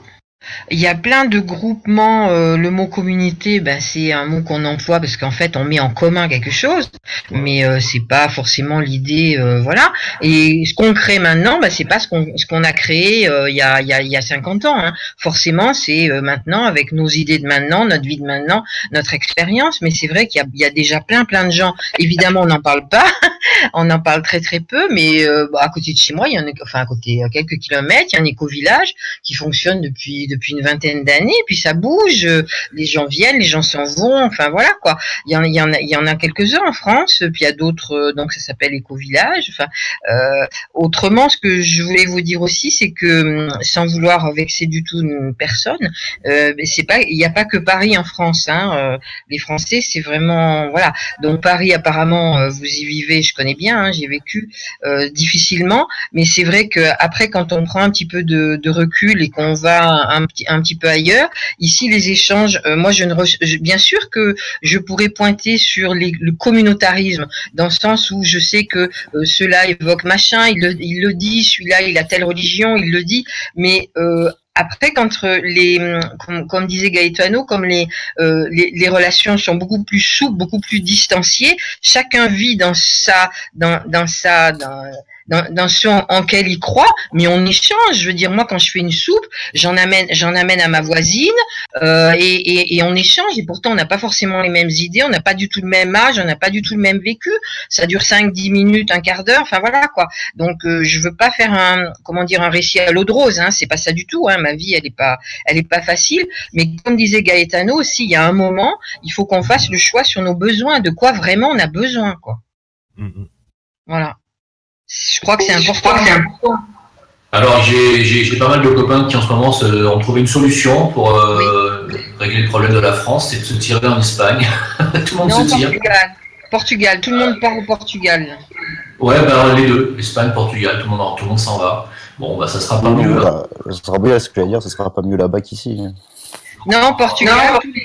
Tous les gens ici qui ont, comme vous disiez, beaucoup de terrain, qui vivent un peu en autarcie, qui ont éoliennes, ils en ont marre parce ils payent plein d'impôts, etc. Hein, j'en connais, il y a plein de gens riches aussi, et ils partent tous au Portugal parce qu'ils sont bouffés par les impôts, par les taxes, par les machins, et ils voient la guerre civile, là, ils la sentent, quoi, parce qu'ils sentent justement que, comme disait Jim, il y a un communautarisme qui fait que, bon, bah, on n'arrive plus trop à parler ensemble, ce qui est vraiment regrettable, quoi, mais, enfin, voilà, et que les relations se durcissent entre les gens parce que tout le monde a peur, en fait. C'est la peur qui durcit les choses, hein. Bah, quand tu vois que Gaetano a déjà peur de ses opinions, peur de mes opinions. Non. J'ai écouté Soral longuement Et franchement, moi j'ai pas d'a priori. J'ai trouvé ça il y a 1 ou 2 ans. J'ai écouté beaucoup de ses vidéos, comme beaucoup d'autres, et j'ai trouvé ça vraiment très très juste. Après son côté testostérone dont vous parlez, etc. Quand il a, je veux dire, bon bah ça c'est un peu à côté, c'est voilà. Mais le fond, il est, moi je le trouve très très, voilà, c'est un vrai intellectuel français. Vraiment, il parle, il explique, il sait pourquoi, voilà. Et je trouve, il dit des choses vraiment beaucoup beaucoup justes. Après le côté un petit peu violent, un peu mec, machin. Bon, voilà, c'est comme ça, c'est son style. Et ce qu'il y a aussi, c'est qu'actuellement, je trouve les gens font.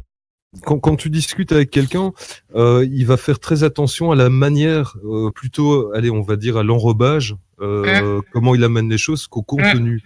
Et c'est vrai, bon, moi j'ai une amie qui supporte pas Soral, mais finalement, quand je discute avec, je lui dis à chaque fois, mais tu pourrais être chevert avec ce que tu me dis là. Mais non, c'est ce qui bloque, c'est Sorel, c'est la manière dont il amène les choses. Bon, encore une fois, c'est pas, enfin, bon, Sorel, c'est pas mon gourou, hein. Il y a des choses, je suis pas d'accord avec. Mais c'est vrai que je peux concevoir qu'il y a des gens qui puissent être un peu rebutés par sa manière de parler, quoi. Il faut. Ouais, mais tout ça aussi, faut aller un petit peu sur le fond, quoi. Tout ça, c'est un peu superficiel, quoi, tu vois. Je veux dire. Au contenu, voilà, ça se tient, quoi. Non, mais non seulement le contenu, mais il a de la culture, quoi. Je veux dire, il sait de quoi il parle, quoi.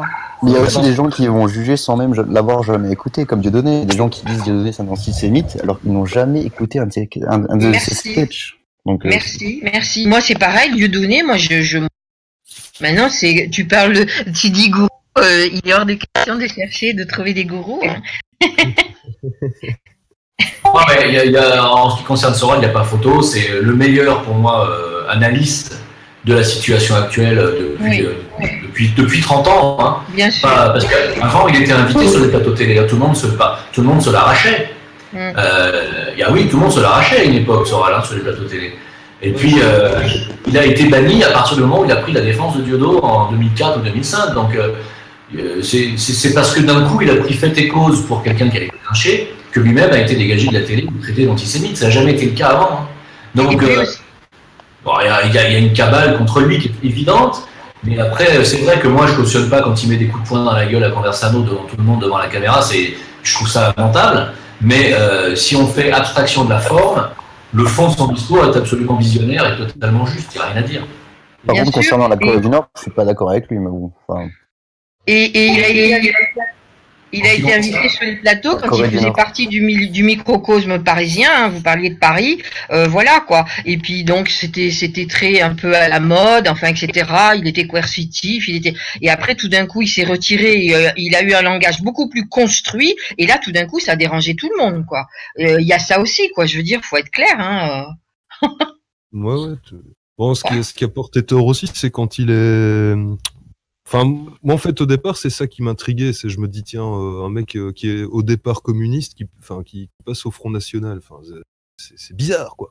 Et donc c'est ça qui m'a poussé à creuser, mais je veux dire ça lui a fait du tort, ça.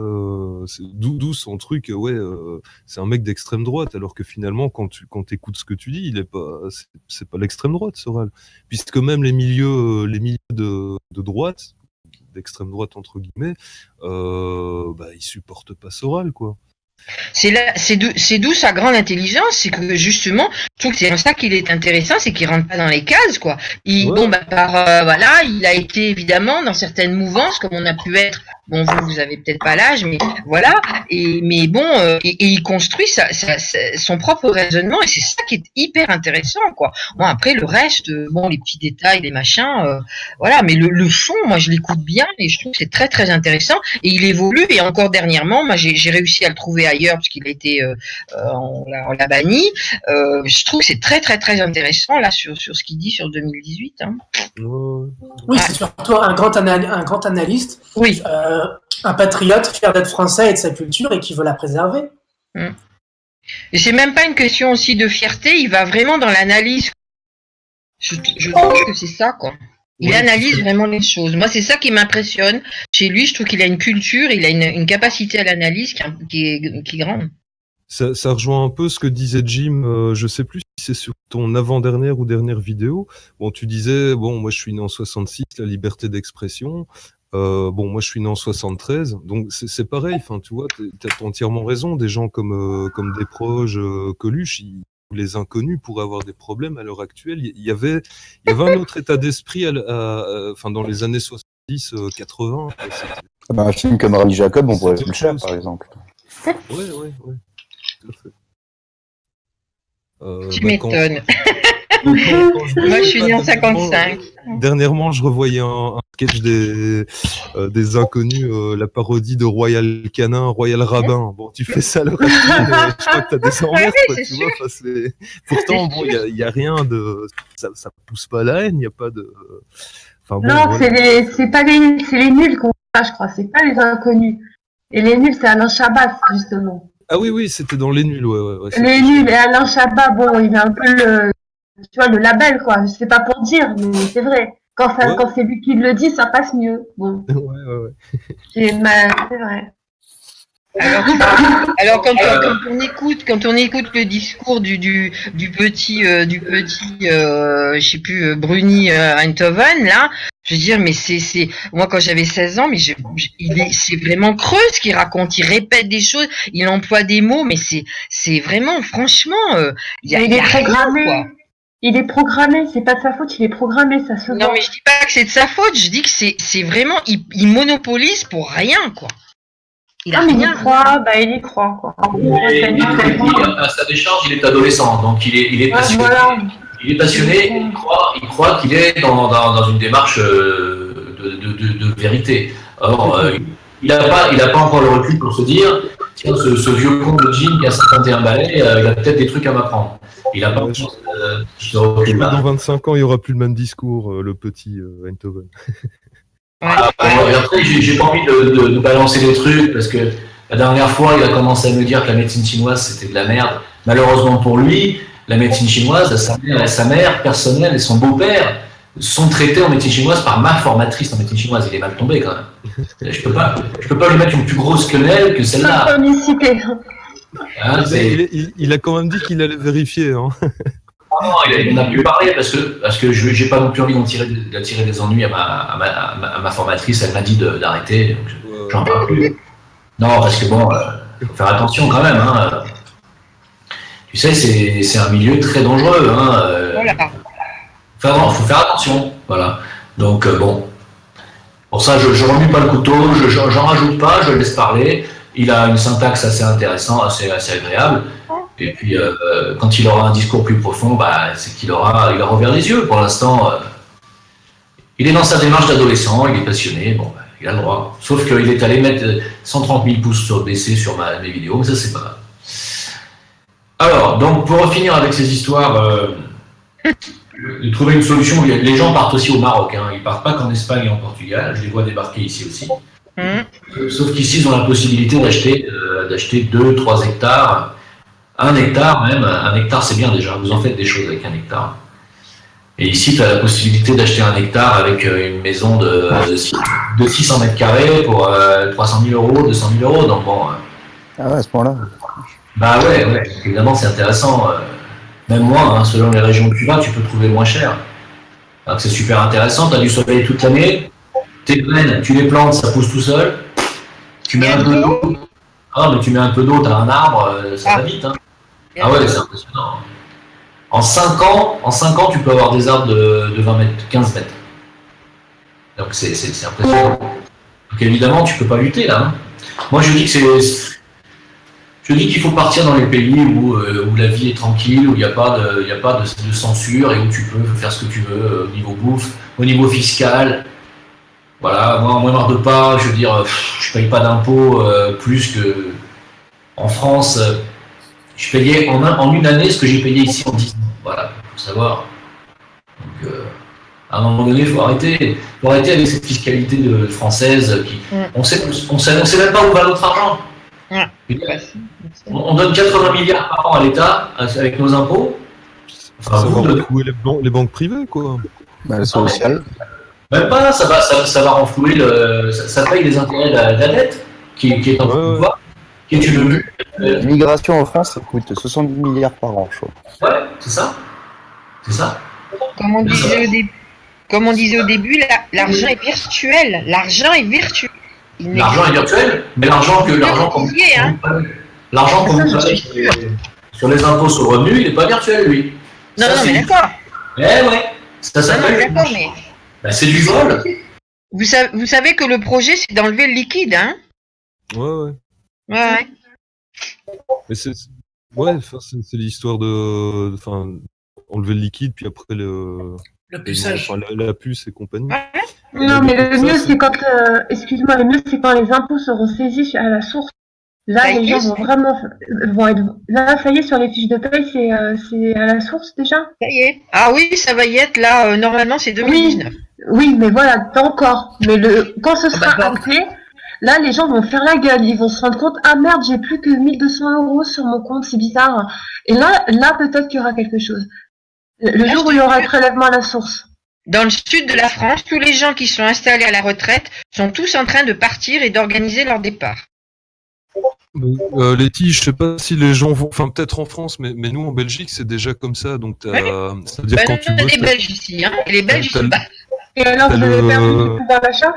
T'as le précompte professionnel, donc enfin moi personnellement je paye, enfin j'ai été indépendant pendant 3 ans. Il y a une fois où j'ai payé 1500 balles d'impôts, mais sinon, enfin depuis que je travaille, en fait, j'ai jamais payé d'impôts.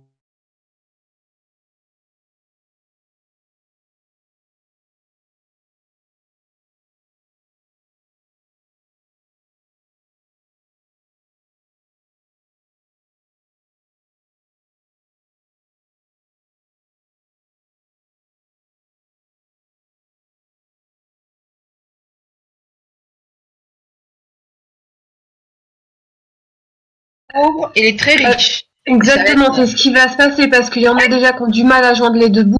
Donc là, d'un seul coup, ils vont être saisis sur leur salaire, voilà, une partie. Enfin, je sais pas, je trouve que déjà ça fait assez de la taxe foncière qui a augmenté chez les personnes âgées, ça a été un carnage. Il y en a qui se sont fait expulser, tout ça. Là, ça risque d'être pire en pire. Faut être lucide, quoi. Bien sûr, t'as raison. Voilà. Tout le monde l'est, hein. Malheureusement, ça fait partie du projet, hein, destruction de la classe moyenne. C'est la plus chiante. Hein. Ils ont des avantages encore. On a encore des avantages.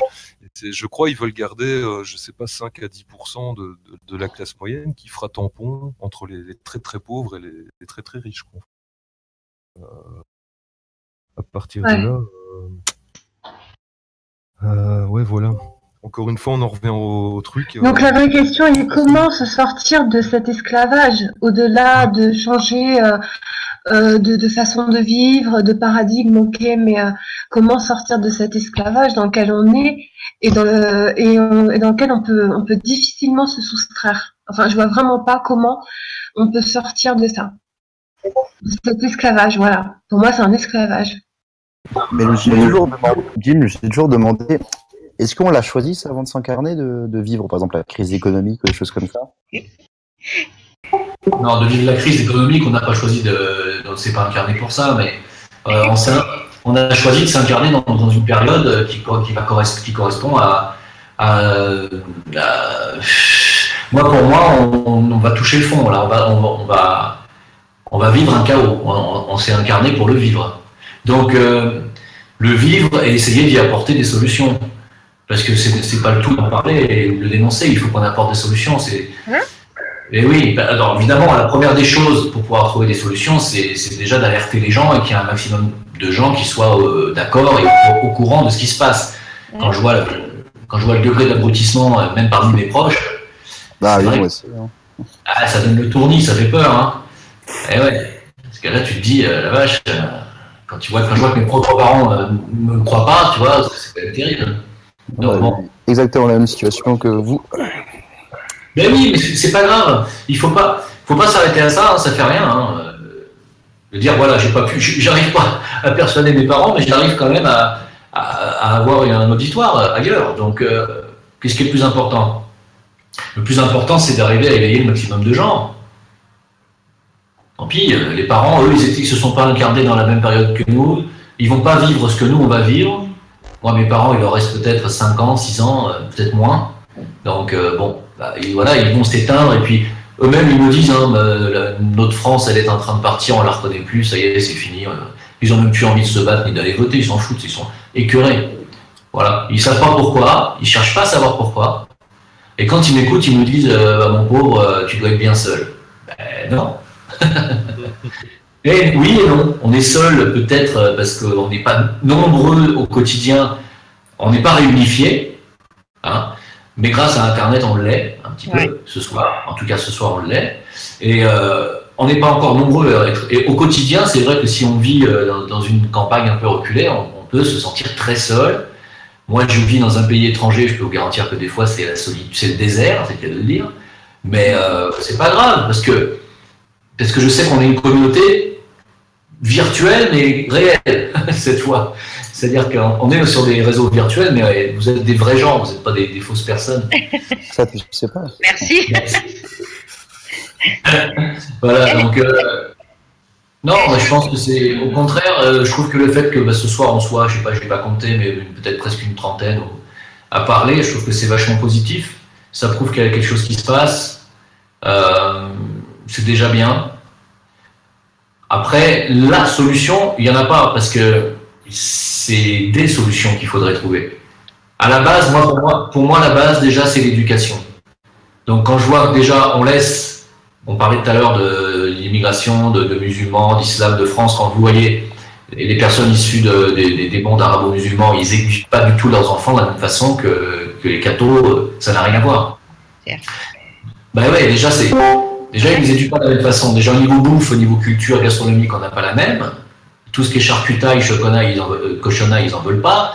Et donc, déjà, c'est vachement important tout ça, parce que c'est autour de la table, autour d'une bonne bière, autour d'un bon verre de vin, que le Français se réunit et parle de la vie.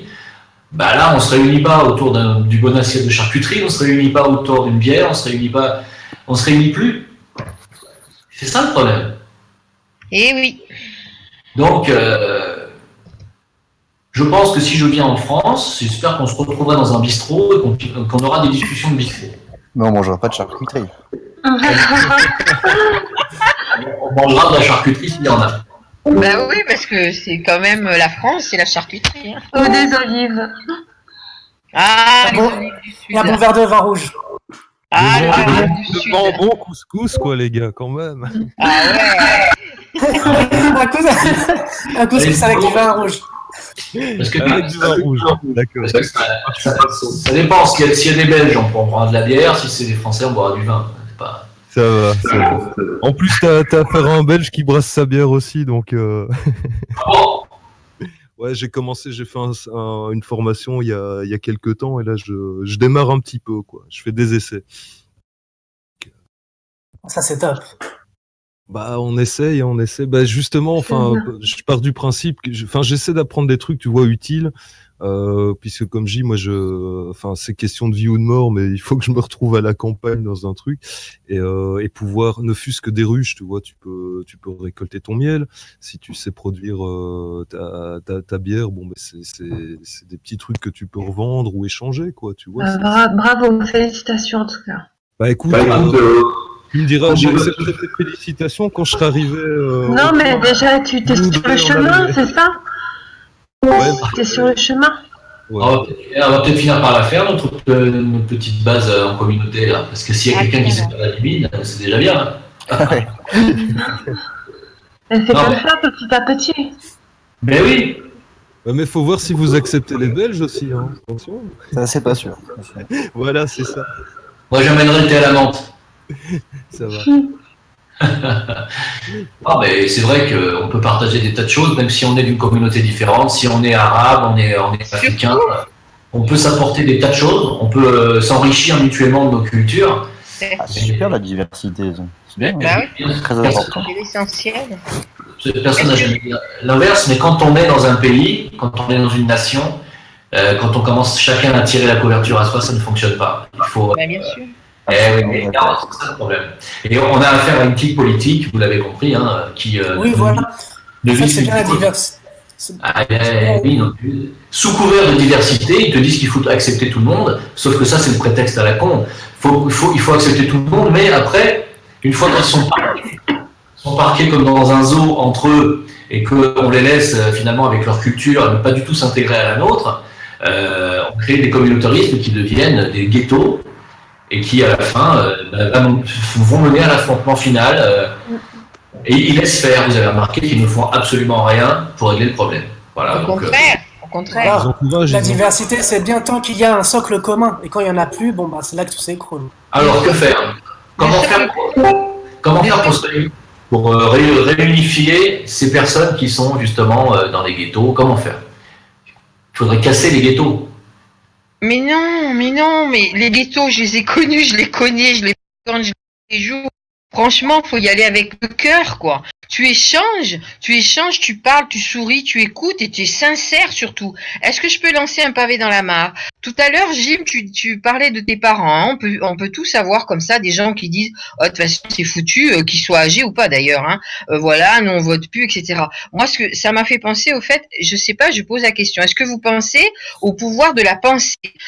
Est-ce que vous n'avez pas remarqué aussi que quand on pense à quelque chose, c'est pas une question de vouloir, hein, c'est de façon très positive, eh bien les choses se réalisent. Si tu penses à des choses tout le temps négatives, ouais, ils pensent pas comme ça, ils sont contre moi, eh bien on a que des barrières autour de nous, quoi. Moi, voilà, ce que je vois aussi, c'est ça. Et quelquefois, des gens qui ont des pensées très négatives, je discute avec eux, puis après ils disent ah bah ouais, finalement, je dis oui, il y a le verre à moitié vide et il y a le verre à moitié plein. On vit un moment qui est effectivement qui peut être considéré comme un tournant, mais il y a 50 ans, c'était un tournant aussi parce que c'était l'avènement de la culture adolescente qui n'existait pas avant. On passait de 3 ans à 20 ans, quoi. Au milieu, on n'existait pas. On avait des boutons, c'est tout. Il fallait qu'on se taise. Et maintenant, c'est autre chose et c'est l'enjeu, il est vachement important, mais je sais pas, moi j'essaye en tout cas je suis consciente, j'essaye de ne pas être pessimiste trop, quoi. Donc, il faudrait qu'il y ait des médiateurs dans les cités, dans les quartiers pour essayer de calmer tout ça et de les ils sont là, les médiateurs, ils sont bouffés par les politiques pauvres. Les grands frères, ils existent depuis longtemps.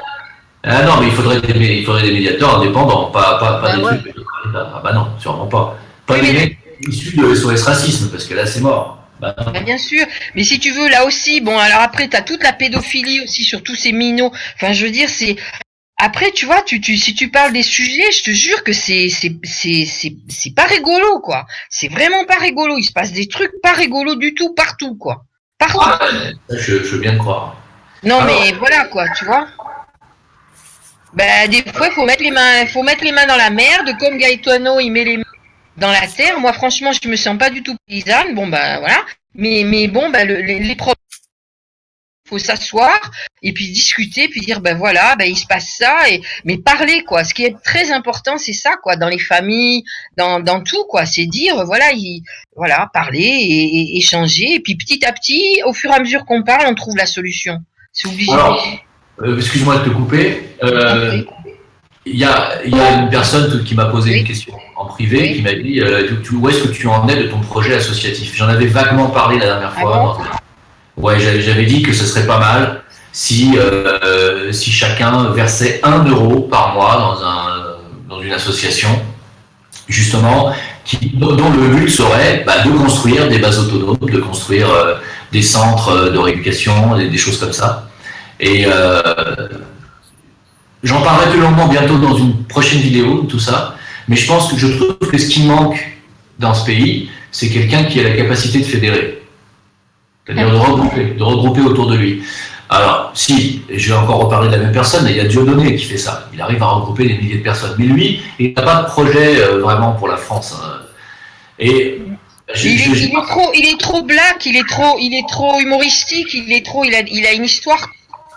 J'ai pas la prétention de vouloir jouer ce rôle-là, mais en tout cas, je suis né avec cet implant dans mon mental. 22 avec cet implant. Et je suis né avec cette mission de vie, moi, personnellement. 22 en neurologie? J'ai pas compris. Non, j'ai 11. Je suis un 11-2, moi. Ah, t'es un 11-2. Ouais. Et donc, oui, je suis un prêcheur. Hein. Ça se voit. Et donc j'en parlerai plus longuement, mais je trouve que ce qui manque, vous voyez, par exemple, si je me compare pas du tout à Amma, mais pour ceux qui connaissent Amma en Indonésie, elle fait des tournées dans le monde entier. elle parle pendant 1 heure ou 2, puis elle prend les gens dans ses bras. Et quand les gens vont la voir, elle leur donne rien, elle n'a rien à leur vendre. Les gens donnent ce qu'ils ont envie de donner. Avec l'argent qu'elle récolte, elle construit des hôpitaux, elle construit des écoles, elle construit des centres de rééducation pour les femmes qui n'ont pas eu accès à l'école quand elles étaient jeunes, etc. Donc c'est quand même énorme, quoi. Moi, je pense que c'est ce qui manque. Il manque quelque chose comme ça en France. Mais là, t'es en France. Mais le français, il est trop individualiste, mon pauvre. On est dans un égo ici, mais tu peux même pas t'imaginer. C'est une pierre c'est incroyable, incroyable. C'est un pays très cartésien, la France. Très très cartésien. Tu fais ça, ils vont te dire c'est quoi ce malade. L'ego, c'est un gourou. Criminalisation complète par les médias. Oui, mais moi, je suis allé voir Amma à Toulon il y a maintenant 10 ou 11 ans. Ah bon on était quand même, par jour, elle est restée 3 jours, on était quand même 7000 personnes par jour. Mais elle passe tous les ans à Toulon et on est 13 000 par jour, toujours. Mais c'est blindé. Alors, quand on me dit que les gens sont dans l'individualisme et l'égoïsme, c'est vrai, mais il y a quand même une partie de la France qui est prête, à mon avis, pour une bonne cause, à donner et à participer. Moi, je pense. Donc, il faut changer les gens de l'intérieur, moi, je pense. Il faut les changer de l'intérieur. Mais Amma a déjà une réputation. Puis c'est une femme, elle vient d'Asie. Enfin, tu vois, demain, tu fais ça, Jim, des gens diront c'est un arnaqueur, parce que t'as pas la même réputation que elle encore.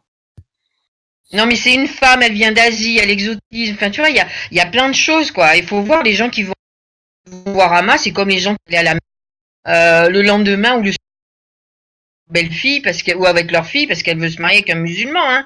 Je veux dire, voilà, quoi, hein. C'est juste 5 minutes de leur vie, voilà, ils touchent vraiment la compassion, quoi, et quand Amma les embrasse, mais après, bon, il se passe, voilà, quoi. Mais je suis d'accord avec ce que tu dis, hein, Jim, c'est d'accord. Ok.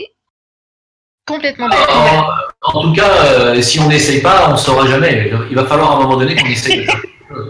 Il va falloir qu'on le fasse. Alors, je vous en parlerai longuement la prochaine fois, parce que là, il est quand même déjà tard. Mais j'ai un projet. J'ai un projet pour le futur. À la base, ça devait être un projet musical. Parce que moi, ça fait 30 ans que je fais de la musique et de la composition. C'était pour vendre de la musique au départ. Parce que la musique, quand on arrive à la vendre, elle génère énormément d'argent. Et ce qui m'intéresse dans le métier de musicien et de compositeur, c'était de pouvoir générer de l'argent pour justement pouvoir faire des choses très concrètes, comme Amma fait justement elle avec son talent personnel. Et comme j'arrive à un âge où j'ai plus vraiment envie de faire ça parce que ça n'a pas marché, il faut dire ce qui est. Bon, donc j'ai d'autres projets dont je voulais parler. On parlera, mais c'est sûr qu'il y a encore des choses à faire et à dire, et que je pense qu'il faut que quelqu'un fédère. Voilà. Alors, que ce soit moi ou quelqu'un d'autre, peu importe, mais il faut quelqu'un qui fédère, ou alors un collectif, c'est-à-dire être plusieurs à fédérer. Oui. C'est encore mieux, bien sûr. Ah oui. Il faudrait créer un groupe, mais pour ça, il faudrait essayer de faire des alliances avec d'autres personnes. Je pense notamment, par exemple, Greg Tabibian de Je suis pas content. Il y a plusieurs avec toutes les dissidences qui existent. Il y a putain de radio aussi, enfin Christophe. Excusez-moi de la grossièreté, mais c'est le nom. Donc voilà. Ouais, Christophe, il y a Eric. Hier, il s'est trompé de jour. Je pensais qu'il allait être là ce soir. Il s'est trompé de jour. Je sais pas. Il était là hier apparemment. Et j'ai oublié de l'inviter. La prochaine fois, je lui dirai que c'est tous les dimanches. Ouais, très bien, c'est super, très bien, putain de radio. Vachement bien. Moi, je suis super content à chaque fois qu'il y a des médias comme ça qui essayent de fédérer les gens. Je suis super content. C'est une très très bonne chose. Bon, écoutez, je crois que ce soir, on a planté les jalons de quelque chose qui pourrait éventuellement devenir plus constructif la prochaine fois ou les prochaines fois. On va réfléchir à tout ça. Je vais vous laisser parce que j'ai la soupe qui m'attend. Et malheureusement, c'est pas une soupe issue de la permaculture, de notre super base autonome, mais ça viendra peut-être un jour.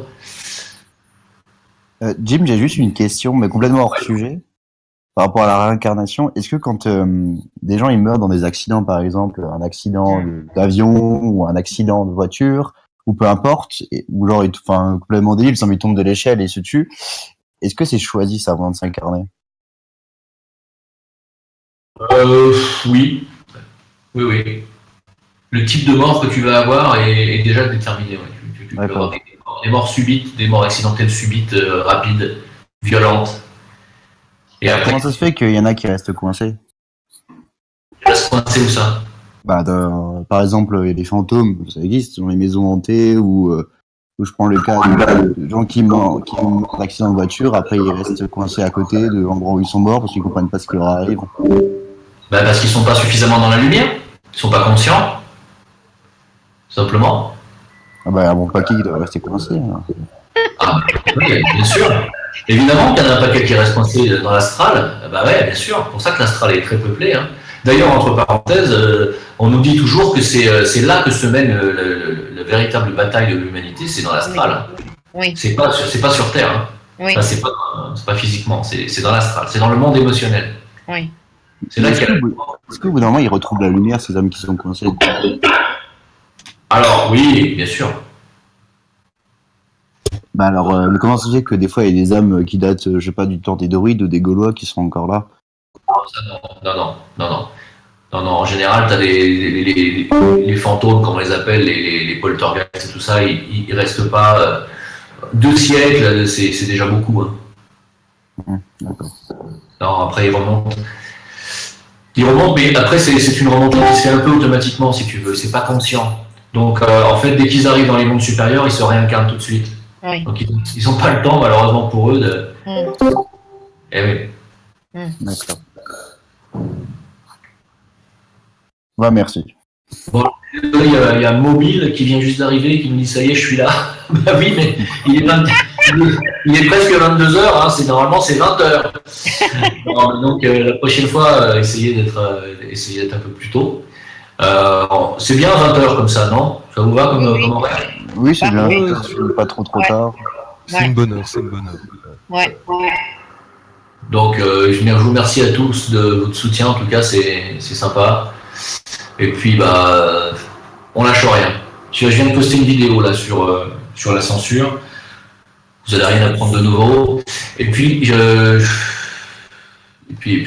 on va créer, alors avec Metotsu qui est le modérateur ici, Olivier de son prénom, on va créer une chaîne RuTube. Donc toutes les vidéos vont être mises en double sur RuTube pour pas que ça se perde. Parce que comme moi je les garde pas en mémoire les vidéos. Hein. Une fois qu'elles sont mises en ligne, je les efface de mon ordi. Ce qui fait que si YouTube s'amuse demain matin à m'enlever les 3/4 de mes vidéos, j'aurai pas de double. Donc maintenant, à partir d'aujourd'hui, on va faire des vidéos, on les mettra en double sur YouTube. Voilà, et sur VK aussi. Ok, ça marche. Eh oui, dans un monde où on est censé vivre en démocratie et faire la guerre à l'oppresseur communiste qui n'existe plus, eh ben, il faut aller sur des médias russes pour pouvoir avoir de la liberté d'expression. On en est réduit à ça. J'arrive absolument pas à me mettre sur VK, moi. Pourquoi? J'arrive pas du tout à me mettre sur VK. Ça fait une semaine que j'essaye, j'arrive pas. C'est Niveau technique ou Ouais, j'arrive pas. Qu'est-ce qui te pose problème en fait? Bah écoute, est-ce que je peux après te parler avec toi, Gaetano? Pas de souci, pas de souci. Ah bah merci beaucoup. Ah oui, alors justement, ça tombe très bien que vous disiez ça, parce qu'il y a aussi pas mal de personnes qui m'ont demandé à parler en privé, donc j'aurais dit que ce soir, c'était pas le soir, parce qu'on est un chat. Mais si vous voulez me parler en privé, m'envoyer un petit message privé, vous cliquez droit sur mon nom, m'envoyez un message privé, et puis on essaie de se mettre un rendez-vous et parler, on peut parler en tête à tête. Voilà. Ok? Allez, merci Jim. Merci beaucoup. Gute Nacht. Bonsoir. Bonsoir. Bonsoir. Bonne nuit.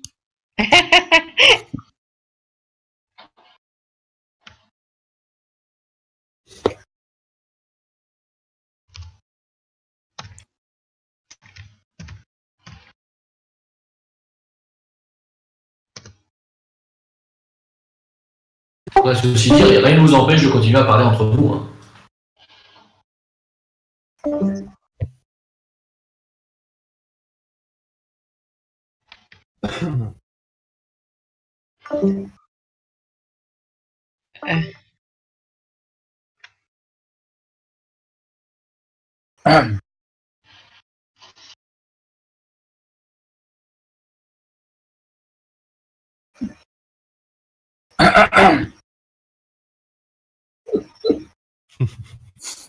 Bon. Gaetano, quand est-ce que c'est l'oiseau? Oui, oui, oui, je t'entends. Merci, excuse-moi. Quand est-ce que je peux, parce que bon, je suis peut-être un peu maladroite en informatique, est-ce que peux me dire à quel moment je pourrais te contacter pour que tu m'expliques et qu'en même temps je sois sur l'ordi, enfin, je sais pas comment je vais faire d'ailleurs, mais... Enfin, je sais pas si, enfin, éventuellement, si t'as le temps maintenant, moi ça me va. Sinon. Alors tu me dis maintenant, que- mais comment je fais pour te parler qu'à toi? C'est pas la peine que les autres. Bah attends, on peut. Y a pas un autre salon? Alors moi je... Ou alors attends, ce que je peux faire parce que j'ai aussi un Discord. Éventuellement, je mets le. Et puis tu me rejoins sur le Discord, quoi. Alors comment je fais? Attends, je vais aller chercher le Excuse-moi. lien. Ah non, mais t'inquiète. Je suis pas non plus une flèche en informatique, donc t'inquiète pas. Merci. Apparemment, il y a Dragon Céleste qui serait intéressé aussi. Ah ben alors, on va faire un cours commun.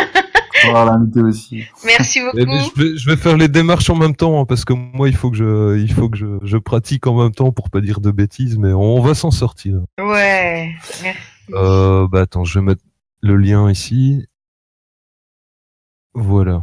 Donc en fait, bah, normalement, bah, tu cliques dessus Et j'y Allez, suis. bonne soirée à t'arrives. tous. Ouais. Bonsoir. Allez, bonne soirée. Hein. Bah, je vais de l'autre côté alors. Et Oui, j'y suis. bah, voilà. Allez, bah sinon, bah au revoir à tout le monde et merci. Voilà, merci.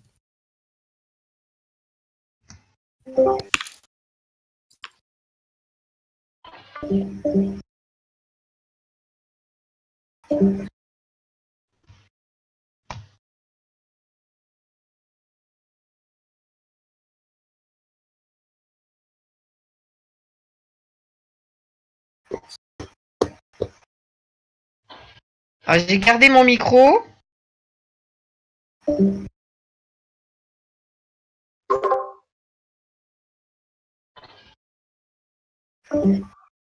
Ça marche le micro sur ton Discord?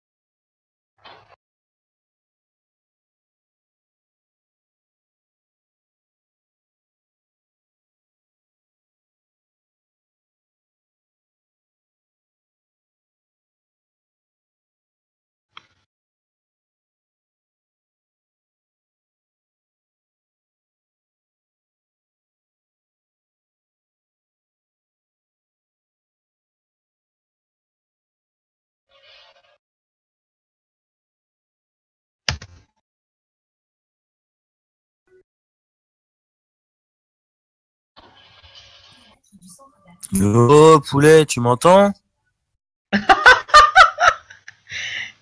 Oui.